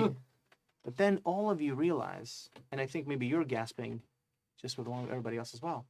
So as you unwrap this paper, what appears to be an unconscious mouse flops out the top of the cheese. This mouse has patterns shaved into its skin in the shape of an S. And Elder Bob looks at him. Steve? We haven't seen them in ages. In the cheese? And kind of looks around to the crowd. The crowd kind of backs away. And that's where we're going to pause for today. Oh, you're a monster. Oh, thank you all so much for joining us for Happy Jack's actual plays of Mausritter. in an all-original adventure called What About Bobs? My name is Artem. My pronouns are he, they. I've been your GM this whole entire evening. Let me just look at this list of fantastic game-ending things. I'd like to thank our chat mods. You are working hard. You are crushing it. You are the best. We love you. Mwah, mwah, mwah, mwah. Happy Bobsgiving to you, mods. Thank you to our truly amazing Patreons. Patreons? Oh, Bobtreons? All right, I'll stop. Thank you to our amazing Patreons who keep us ad-free and independent. It's because of you that we are able to play games we enjoy without worrying about publishing companies or system popularity. And all of you listening and watching out there, you can join their heroic Bob Mouse ranks by going to happyjacks.org/Patreon. Folks, let's do a quick reintroduction. With us in spirit, we'll just mention, is the one, the only, the great Terry Gamble. You know what? Terry, we'll give you a shout out again at the end because we want to shout out some things you're working on. So for now, just think about things you're working on. Who would like to shout themselves out? You know what? God. We'll start with you, Joey. All right. Hey, everybody. I am Joey. You can find me on all the socials at Fairwilds, Feywilde, or Feywild85, Feywilde85. Currently getting reacquainted with the Blue Sky moment, so look at all the super fun things I'm going to be posting about random things that happened during the caroling season. Considering most recent posts, not realizing that they got the name Hans Gruber for Die Hard from the composer of Silent Night, Franz Gruber. Yes. I'm mad. I'm angry about that. But yeah, so find me on there. I think it's all I'm really working on in the public space, but hopefully more stuff coming soon. Perfect Christmas movie. Anyways. Hi everyone, I'm Kai. You can find me all over the internet as Estelle of Imladris, including Blue Sky. You can find me on Saturday in the third stream for the Chaos Protocol's third arcs. We're doing 3s today, where we are entering the Plane of Inferno, which is going to be a Court of Blades adapted world using vampires, where you can continue to follow Strike Team Nova, which I am a member of the core cast of the show, as vampires exploring some fun vampiric politics, which is going to be really well suited for my super awkward purple cowboy man. He's going to do really great with politics. And then you can find me on Sunday over on Taino Tales with the Doomsayers playing a City of Mist game, where we are demigods in a city of gods that have been roped into solving a murder that it turns out, oops, it's my boyfriend, because there I play Patroclus of ancient Greece. And it's a problem, but it's going to be fine. So you can continue that adventure with us over there on Sunday. And then I'll be back here when we are back. Incredible. Okay, moving on. Thank you. Hey, this is Bill Roper. You can find me on the social at Bill Freakin' Roper.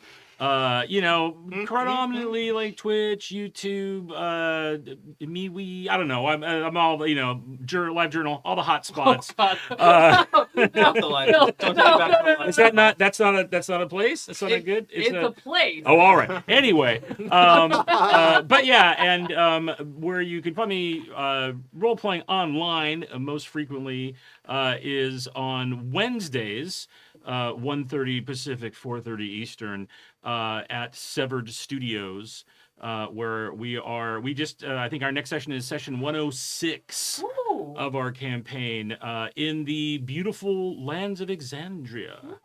So we completed all that Netherdeep content, and when asked by our GM, like, do you want to continue on with these characters?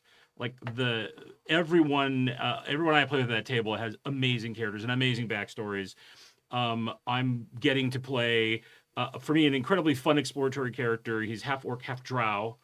and is a unarmed battle master. But the important thing about him is he just recently had his 17th birthday Oh Jesus in the Christ. game. So I've awesome. gone through terrible first love dating and Oh, no. oversized believing that he's the chosen of gods, and then like realizing that's really not the thing. So it's great. I love exploring of like what do idiot teenagers do regardless of their ancestry or heritage. God. So yeah, that and then a bunch of other stuff. Also on the non-tabletop side, but if you want to find my video game studio that I'm working starting up, that's Lunacy Games, and you can just look up us at lunacy.games. And find us on all the socials and our website and give us some follows because we're building some cool stuff. As soon as we get more money, but we're making our stuff as fast as we can. So yeah, it's fun. Sweet. Oh, thank you. Wow, that was so cool. Ooh, and to shout out Terry Gamble. They're incredible. You can find them at the Terry Gamble on all the socials. You should follow, watch, subscribe. The Horror Movie Survival Guide with Terry Gamble and Julia Marquesi.